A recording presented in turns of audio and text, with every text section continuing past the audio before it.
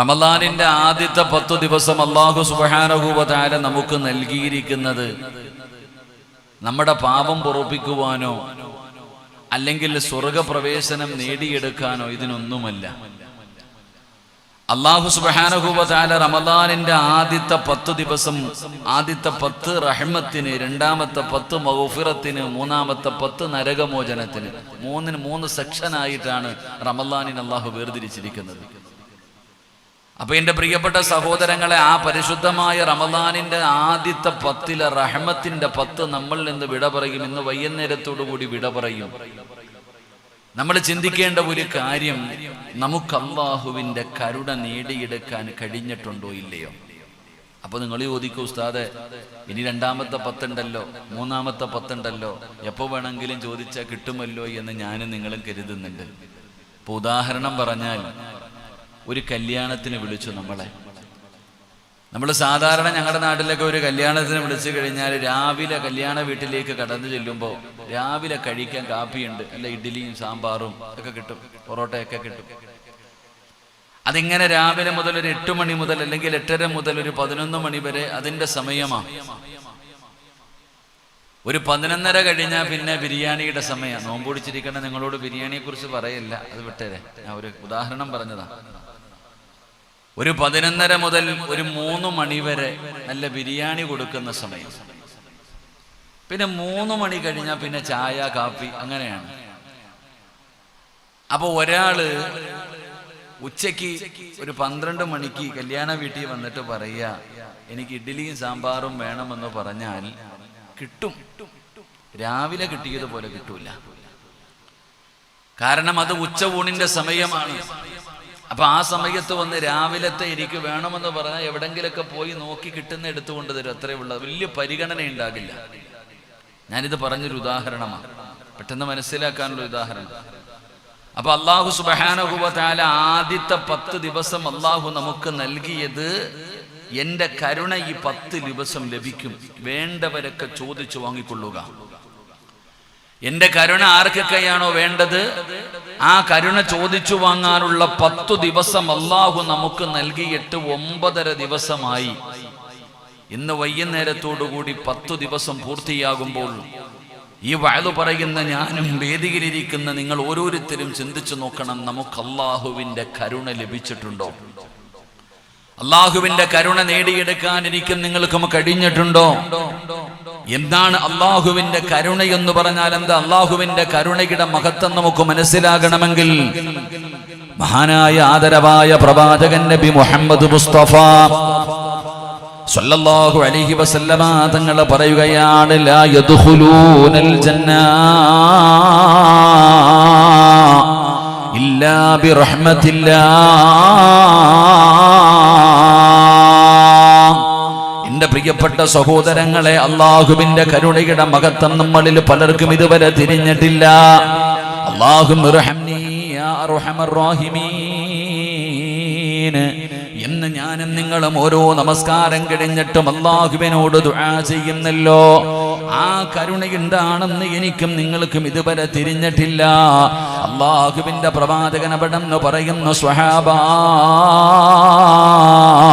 അല്ലാഹുവിന്റെ കരുണയില്ലാതെ 5 സമയങ്ങളിൽ ഒരു മനുഷ്യന് രക്ഷപ്പെടാൻ കഴിയില്ലെന്ന് നബി മുഹമ്മദ് മുസ്തഫ സല്ലല്ലാഹു അലൈഹി വസല്ലമ തങ്ങൾ പറയുകയാണ്. അല്ലാഹുവിന്റെ കരുണയില്ലാതെ രക്ഷപ്പെടാൻ കഴിയാത്ത 3 സമയങ്ങൾ, 5 സമയങ്ങളുണ്ട്. ഈ 5 സമയങ്ങളിൽ ഒരു മനുഷ്യന് രക്ഷപ്പെടണമെങ്കിൽ അവൻ ചെയ്ത സൽക്കർമ്മങ്ങൾ കൊണ്ട് കഴിയില്ല. നോമ്പ് പിടിച്ചതോ, ഖുർആൻ ഓതിയതോ, നിസ്കരിച്ചതോ, സദഖ കൊടുത്തതോ, എന്റെ പ്രിയപ്പെട്ടവരെ ദിക്റുകൾ പറഞ്ഞതോ, ഇതുകൊണ്ട് മാത്രം രക്ഷപ്പെടാൻ കഴിയാത്ത 5 സമയങ്ങളുണ്ട്. ഈ 5 സമയങ്ങളിൽ ഏതെങ്കിലും ഒരു മനുഷ്യന് രക്ഷപ്പെടണമെങ്കിൽ അവൻ അല്ലാഹുവിന്റെ കരുണ വേണമെന്ന് ആദരവായ പ്രവാചകൻ നബി മുഹമ്മദ് മുസ്തഫ സല്ലല്ലാഹു അലൈഹി വസല്ലമ തങ്ങൾ അവിടെന്ന് പറയുമ്പോ നബി തങ്ങളോട് സ്വഹാബത്ത് ചോദിക്കുന്ന, നബിയേ യാ റസൂലല്ലാഹ്, ആ 5 5 സമയങ്ങൾ ഏതാണ് നബിയേ? അല്ലാഹുവിന്റെ കരുണയില്ലാതെ രക്ഷപ്പെടാൻ കഴിയാത്ത ആ 5 സമയം ഏതാണെന്ന് അല്ലാഹുവിന്റെ പ്രവാചകനോട് തന്റെ സ്വഹാബത്ത് ചോദിക്കുമ്പോ നബി തങ്ങൾ അവിടുന്ന് പറഞ്ഞു കൊടുക്കുകയാണ്, അല്ലാഹുവിന്റെ കരുണയില്ലാതെ രക്ഷപ്പെടാൻ കഴിയാത്ത 1ാമത്തെ സമയം ഏതെന്നറിയുമോ? ഖാബിദുൽ അർവാഹ് മലക്ക് അസ്റായീൽ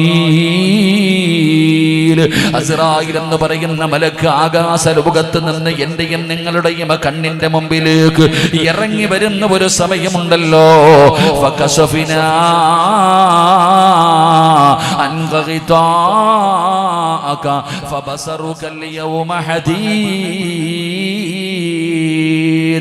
ആകാശ ലോകത്ത് നിന്ന് 70 മുതൽ 70,000 വരെ 70 മുതൽ 70,000 വരെ മടങ്ങുന്ന ഒരു സൈന്യവുമായിട്ട് അസ്റായീൽ ഇറങ്ങി വരുന്ന ഒരു നിമിഷമുണ്ടല്ലോ. എന്റെയും നിങ്ങളുടെയും കണ്ണിന്റെ മുമ്പിലേക്ക് കടന്നു വരികയാണ്. കാണേണ്ട താമസം അവിടുന്ന് പിടഞ്ഞ് താഴെ വീഴുകയാണ്. പേടിച്ചു വിറച്ചവരെ പോലെ അസ്റായീൽ എന്ന് പറയുന്ന മലക്കിനെ കാണുമ്പോ പടച്ചവനെ ദുർമാർഗികൾ അവിടുന്ന് ഭയന്ന് വിറയ്ക്കുകയാണ്.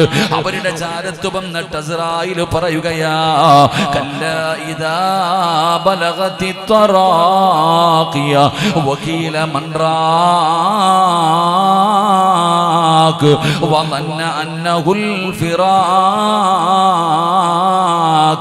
والتفت الساق بالساق إلى ربك يومئذ المصاق. പടച്ചവനെ അതാ മലക്കുകൾ വന്ന് പറയുകയാണ്, നിന്നെ കൊണ്ടുപോകാമെന്നതാ, നിന്റെ റൂഹ് പിടിക്കാമെന്നതാണ്. രക്ഷപ്പെടണമെങ്കിൽ രക്ഷപ്പെട്, ആരെ വിളിക്കണമെങ്കിലും നീ വിളിച്ചോ എന്ന് പറഞ്ഞുകൊണ്ട് അസ്റായീൽ എന്ന് പറയുന്ന മലക്കും തന്റെ അനുയായികളും എന്റെയും നിങ്ങളുടെയും ചാരത്ത് വരുമല്ലോ, പറയുമല്ലോ. കാലിന്റെ തള്ളവിരൽ മുതൽ റൂഹ് പിടിക്കുകയാണ്.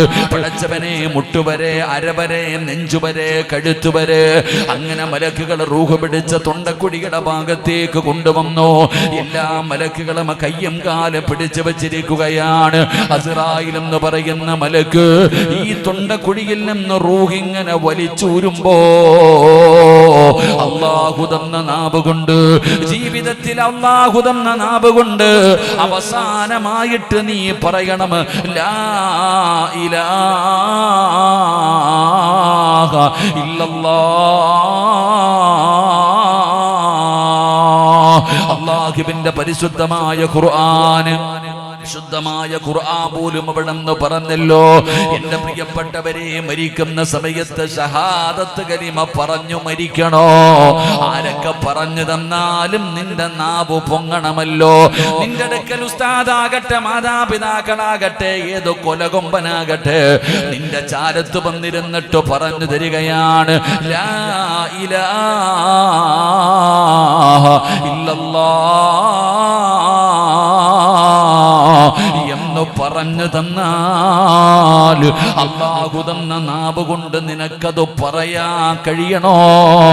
അത് പറഞ്ഞിട്ട് മരിക്കണോ? അല്ലാഹു കരുണ ചെയ്തവർക്കല്ലാതെ അതിന് കഴിയില്ല എന്ന് നബി മുഹമ്മദ് മുസ്തഫ സല്ലല്ലാഹു അലൈഹി വസല്ലമ തങ്ങൾ പറയുകയാ, ഈ മരിക്കാൻ കിടക്കുന്ന സമയത്ത് റൂഹ് പിടിച്ച് തൊണ്ടക്കുഴിയുടെ ഭാഗത്ത് റൂഹ് വന്നു. ഇനി അവസാനം ആ റൂഹിങ്ങനെ അസ്റായീൽ എന്ന് പറയുന്ന മലക്ക് ആ റൂഹിങ്ങനെ പിടിക്കുന്ന സമയം നിന്റെ ജീവിതത്തിൽ നീ അവസാനമായിട്ട് പറയണം, ഈ നാവ് കൊണ്ട് ലാ ഇലാഹ ഇല്ലല്ലാഹ്. ലാ ഇലാഹ ഇല്ലല്ലാഹ് എന്ന് പറയണമെങ്കിൽ നിന്റെ നാവ് പൊങ്ങണമെങ്കിൽ നീ തീരുമാനിച്ചാ പോരാ, ഞാനും നിങ്ങളും തീരുമാനിച്ചാ പോരാ.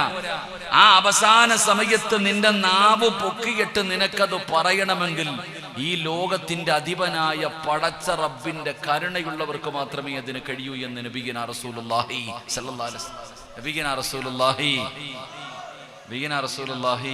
സ്വല്ലല്ലാഹു. അല്ലാഹു നമുക്ക് ഭാഗ്യം നൽകി അനുഗ്രഹിക്കുമാറാകട്ടെ. കാരണം അതത്ര എളുപ്പമുള്ള കാര്യമല്ല. ആ മരിക്കാൻ കിടക്കുന്ന സമയത്ത് ഷഹാദത്ത് കലിമ പറയാൻ കഴിയുക എന്ന് പറയുന്നത് അത്ര എളുപ്പമുള്ള കാര്യമല്ല. എന്റെ പ്രിയപ്പെട്ട സഹോദരങ്ങളെ, നമ്മൾ എങ്ങനെ നമുക്ക് എല്ലാവർക്കും ലാ ഇലാഹ ഇല്ലല്ലാഹ് പറയാൻ അറിയുന്നവരാ. ലാ ഇലാഹ ഇല്ലല്ലാഹ് എന്ന് ഏത് ഉറക്കത്ത് ചോദിച്ചാലും പറയുന്നവരാ. പക്ഷെ എന്ത് ചെയ്യാനാ, മരിക്കാൻ കിടക്കുന്ന സമയത്ത് പറയണമെങ്കിൽ അവന്റെ നാവ് പൊങ്ങണമെങ്കിൽ അല്ലാഹ് തന്നെ തീരുമാനിക്കണം. നമ്മളെല്ലാവരും അങ്ങനെ മരിക്കും, നമ്മളെ കൊണ്ട് പറയാൻ കഴിയുമെന്നുള്ള ഒരു ചിന്തയിലാണ് ഞാനും നിങ്ങൾ നടക്കുന്ന. കാരണം എന്ത്, നോമ്പ് പിടിച്ചിട്ടുണ്ട്, ഖുർആൻ ഓതാറുണ്ട്, ദിക്റുകൾ പറയാറുണ്ട്, സദഖ കൊടുക്കാറുണ്ട്, വഅദ് പറയുകയും കേൾക്കുകയും ചെയ്യാറുണ്ട്. നബി തങ്ങൾ തന്റെ സ്വഹാബത്തിനോട് ഒരിക്കൽ ചോദിച്ചു, നിങ്ങളൊക്കെ ചെയ്തു വെച്ചിരിക്കുന്ന സൽക്കർമ്മം കണ്ടിട്ട് ആരും നെളിയണ്ട. നിങ്ങളൊക്കെ ചെയ്തു വെച്ചിരിക്കുന്ന സൽക്കർമ്മങ്ങൾ കണ്ടിട്ട് ആരും അവിടെ നിന്ന് വലുതായിട്ട് നെളിയൊന്നും വേണ്ട. അള്ളാഹു സ്വീകരിച്ചോ എന്ന് നിങ്ങൾക്കറിയോ? എന്റെ പ്രിയപ്പെട്ടവരെ, 9 ദിവസം 10ാമത്തെ ദിവസം ഞാനും നിങ്ങൾ നോമ്പ് പിടിച്ചിരിക്കുകയാ. ഏതെങ്കിലും ഒരു നോമ്പ് അള്ളാഹു സ്വീകരിച്ചോ എന്ന് ചോദിച്ചാ, ഏതെങ്കിലും ഒരു തറാവീഹോ ഏതെങ്കിലും ഒരു ഇഫ്താറോ അല്ലെങ്കിൽ എന്തെങ്കിലും നമ്മുടെ ജീവിതത്തിൽ ചെയ്തത് അള്ളാഹു സ്വീകരിച്ചോ എന്ന് ചോദിച്ചാ നമുക്ക് പറയാൻ ഉറപ്പൊന്നുമില്ല. അല്ലാഹു അലം. എന്റെ പ്രിയപ്പെട്ട സഹോദരങ്ങൾ, അല്ലാഹുവിന്റെ പരിശുദ്ധമായ ഖുർആൻ, ആ വിശുദ്ധമായ ഖുർആനും അവിടെ നിന്ന് പറയുന്നത്, യാ അയ്യുഹല്ലദീന ആമനുത്തഖുല്ലാഹ ഹഖ്ക തുഖാതി വലാ തമൂതുന്ന ഇല്ലാ വഅൻതും മുസ്ലിമൂൻ. അല്ലാഹുവിന്റെ വിശുദ്ധമായ ഖുർആനും പറയുന്നത്, നീ മരിക്കുകയാണെങ്കിൽ മുസ്ലിമായിട്ട് വേണം മരിക്കാൻ. മഹാനായ ഖലീലുല്ലാഹ് ഇബ്രാഹിം നബി അലൈഹിസ്സലാം അള്ളാഹുവിനെ ആരാധിക്കുന്നതിന് വേണ്ടി ലോകത്ത് ആദ്യമായിട്ടൊരു പള്ളി കെട്ടി. ഈ പള്ളിയുടെ ഉദ്ഘാടനം കഴിഞ്ഞിട്ട് ആ പള്ളിയുടെ മുമ്പിൽ ഇരുന്ന് ഇബാദത്ത് ചെയ്തിട്ട് ഇബ്രാഹിം നബി അലൈഹിസ്സലാം അള്ളാഹുവിനോട് ദുആ ചെയ്തെന്തെന്നറിയോ? അള്ളാഹു നീ ഇത് സ്വീകരിക്കണം തമ്പുരാനെ. എന്നിട്ട് ഇബ്രാഹിം നബി അള്ളാഹുവിനോട് പറയുകയാ, പടച്ചോനെ, എനിക്ക് ഈമാനുള്ള ഒരു മരണം വേണം. അല്ലാഹുവേ, ഈ ലോകത്ത് നിന്ന് യാത്ര പറയുമ്പോൾ ഈമാനുള്ള ഒരു മരണം എനിക്ക് വേണം. ഇതാ ഇബ്രാഹിം നബി അള്ളാഹിനോട് ചോദിച്ചത്. യൂസുഫ് നബി, റബ്ബിഖദ് ആതൈതനി മിനൽ മുൽക്ക് വഅല്ലംതനി മിൻ തഅവീലിൽ അഹാദീസ്. യൂസുഫ് നബിയും അള്ളാഹുവിനോട് പറഞ്ഞത്, തവഫനി മുസ്ലിമ, എന്നെ നീ മുസ്ലിമാകിട്ട് മരിപ്പിക്കുക പടച്ചവനെ. അധികാരവും സ്വപ്ന വ്യാഖ്യാനങ്ങൾ ഇതൊക്കെ നീ ചെയ്ത നിഅമത്ത്, അതൊന്നുമല്ല യൂസുഫിന് വേണ്ടത്, ഈമാനോട് കൂടിയുള്ള മരണം. മഹാനായ നബിയിന റസൂലുള്ളാഹി സ്വല്ലല്ലാഹു അലൈഹി വസല്ലമ തങ്ങൾ പാതിരാത്രി സുജൂദിൽ കിടന്ന് കരഞ്ഞുകൊണ്ട്, ആയിഷ ബീബി പറയുക, നബി തങ്ങൾ സുജൂദിൽ കിടന്ന് കരയുന്നുണ്ട്. എന്തു പറഞ്ഞിട്ടാണ് കരയുന്നത് എന്ന് ചെന്ന് നോക്കുമ്പോ, യാ മുഖല്ലിബൽ ഖുലൂബ്, ഹൃദയങ്ങളെ മറിച്ച് കളയുന്ന അല്ലാഹുവേ, എന്റെ ഹൃദയത്തെ നീ ദീനിൽ ഉറപ്പിച്ചു നിർത്തണേ അല്ലാഹ്. നബി തങ്ങൾ പോലും ദുആ ചെയ്യുകയാ. അപ്പൊ ഒരാൾക്ക് മരിക്കുന്ന സമയം ഷഹാദത്ത് കലിമ പറയാൻ അവന്റെ നാവ് പൊങ്ങണമെങ്കിൽ അള്ളാഹു കരുണ ചെയ്തവർക്ക് മാത്രമേ കഴിയൂ. അള്ളാഹു നമുക്ക് ഭാഗ്യം നൽകുമാറാകട്ടെ. അള്ളാഹു ഭാഗ്യം നൽകുമാറാകട്ടെ. 2, എന്റെ പ്രിയപ്പെട്ട സഹോദരങ്ങളെ, 2ാമത്തെ സമയം അത് പള്ളിപ്പറമ്പിൽ 6 അടി മണ്ണ ഖബറുണ്ടല്ലോ.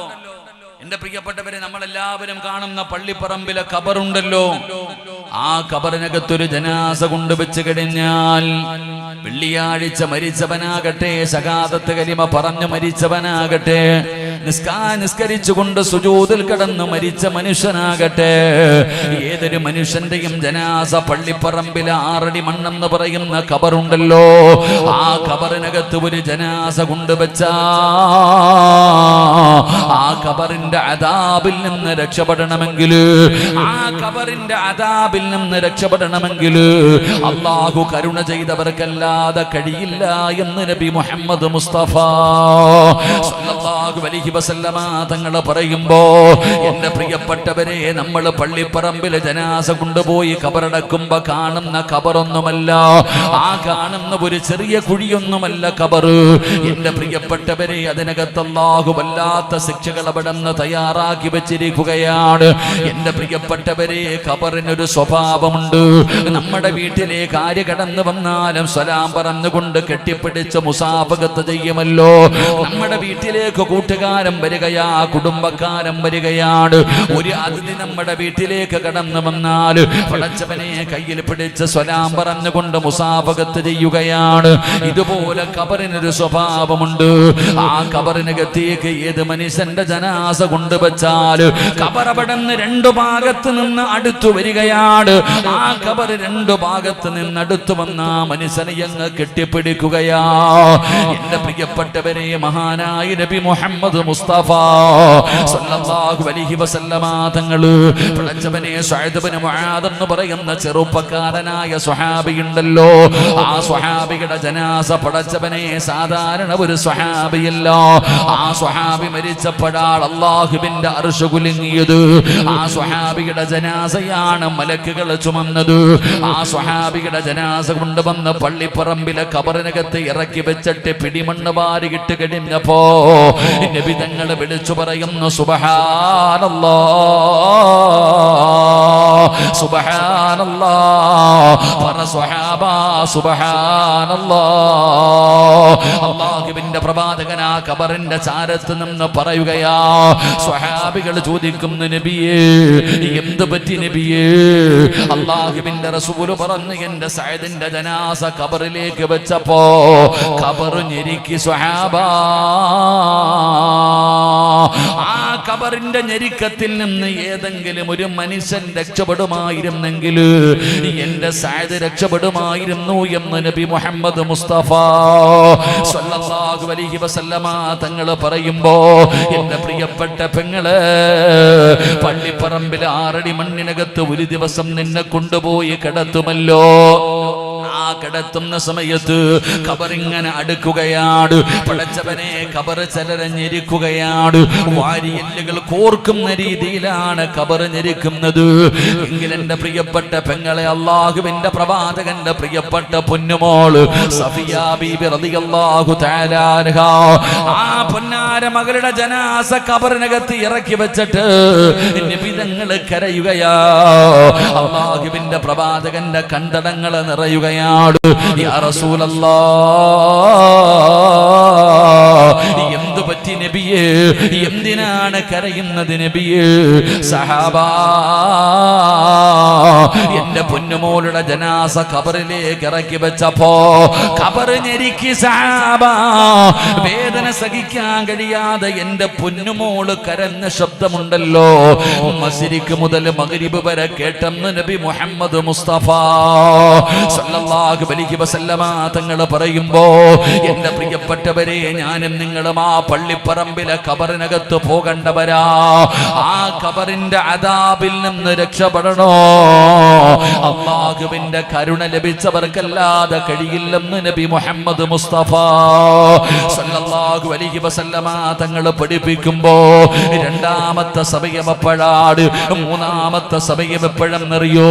ഇസ്രാഫീൽ എന്ന് പറയുന്ന മലക്ക് സൂർ എന്ന് പറയുന്ന കാഹളത്തിലൂതി എല്ലാവരും ഖബറിനകത്ത് നിന്ന് എഴുന്നേൽക്കുകയാണ്. അല്ലാഹുവിന്റെ കോടതിയിലേക്ക് കടന്നു പോകുന്ന ദിവസമുണ്ടല്ലോ. നാളെ പരലോകത്തേക്ക് ഞാനും നിങ്ങളും കടന്നു പോകുമല്ലോ. അല്ലാഹുവിന്റെ കോടതിയിലേക്ക് കടന്നു ചെല്ലുമല്ലോ. എന്റെ പ്രിയപ്പെട്ട സഹോദരങ്ങളെ, പരലോകത്തെ കുറിച്ച് ഞാനും നിങ്ങളും പഠിച്ചവരാ. അല്ലാഹുവിന്റെ പ്രവാചകൻ സ്വല്ലല്ലാഹു അലൈഹി വസല്ലമ തങ്ങളുടെ സ്വഹാബത്തിനോട് പരലോകത്തെ കുറിച്ച് പറഞ്ഞു കൊടുക്കുകയാണ്. ആ പരലോകത്തിന്റെ ഭയാനകമായ അവസ്ഥയെ കുറിച്ച് നബി തങ്ങൾ വിശദീകരിച്ച് കൊടുക്കുമ്പോ, ആയിഷ ബീബി റളിയല്ലാഹു തആല അൻഹ വീടിനകത്തിരുന്നത് കേട്ടുകൊണ്ടിരിക്കുകയാണ്. അവസാനം നബി തങ്ങൾ തന്റെ വീടിനകത്തേക്ക് കടന്നു വന്നപ്പോ ആയിഷ ബീബി റളിയല്ലാഹു തആല അൻഹ കരഞ്ഞ് കരഞ്ഞ് കരഞ്ഞ് തളർന്നു കിടക്കുകയാ. അല്ലാഹുവിന്റെ പ്രവാചകൻ ഓടിച്ചെന്ന് തന്റെ പ്രിയപ്പെട്ട ഭാര്യ വിടന്ന് പിടിച്ചു മടിത്തട്ടിൽ കിടത്തുകയാണ്. അതാ വെള്ളം കുടിക്കാൻ കൊടുക്കുകയാണ്. ആയിഷ ബീവിയോട് നബി തങ്ങൾ ചോദിക്കുന്നു, ആയിഷ, എന്തു പറ്റി ആയിഷ? എന്തിനാണ് നീ കരയുന്നത്? നബി തങ്ങൾ തന്റെ ഭാര്യയായ ആയിഷ ബീവിയോട് ചോദിക്കുമ്പോ അവിടെന്ന് പറയുന്നു, യാ റസൂലല്ലാഹ്, പരലോകത്തിന്റെ അവസ്ഥയെ കുറിച്ച് പറയുന്നത് കേട്ടിട്ട് പേടിച്ച് കരഞ്ഞ് തളർന്നു വീണതാണ് നബിയേ. പരലോകത്തിന്റെ അവസ്ഥയെ കുറിച്ച് അങ്ങ് പറയുന്നത് കേട്ടിട്ട് പേടിച്ച് കരഞ്ഞു പോയതാ നബിയേ. അല്ലാഹുവിന്റെ പ്രവാചകനെ കരഞ്ഞുകൊണ്ട് കിടക്കുന്ന ആയിഷ ബീവിയെ സമാധാനിപ്പിക്കുകയാ, കണ്ണുനീര് തുടച്ചു കൊടുക്കുകയാ, മടിത്തട്ടിൽ പിടിച്ച് കിടത്തുകയാ.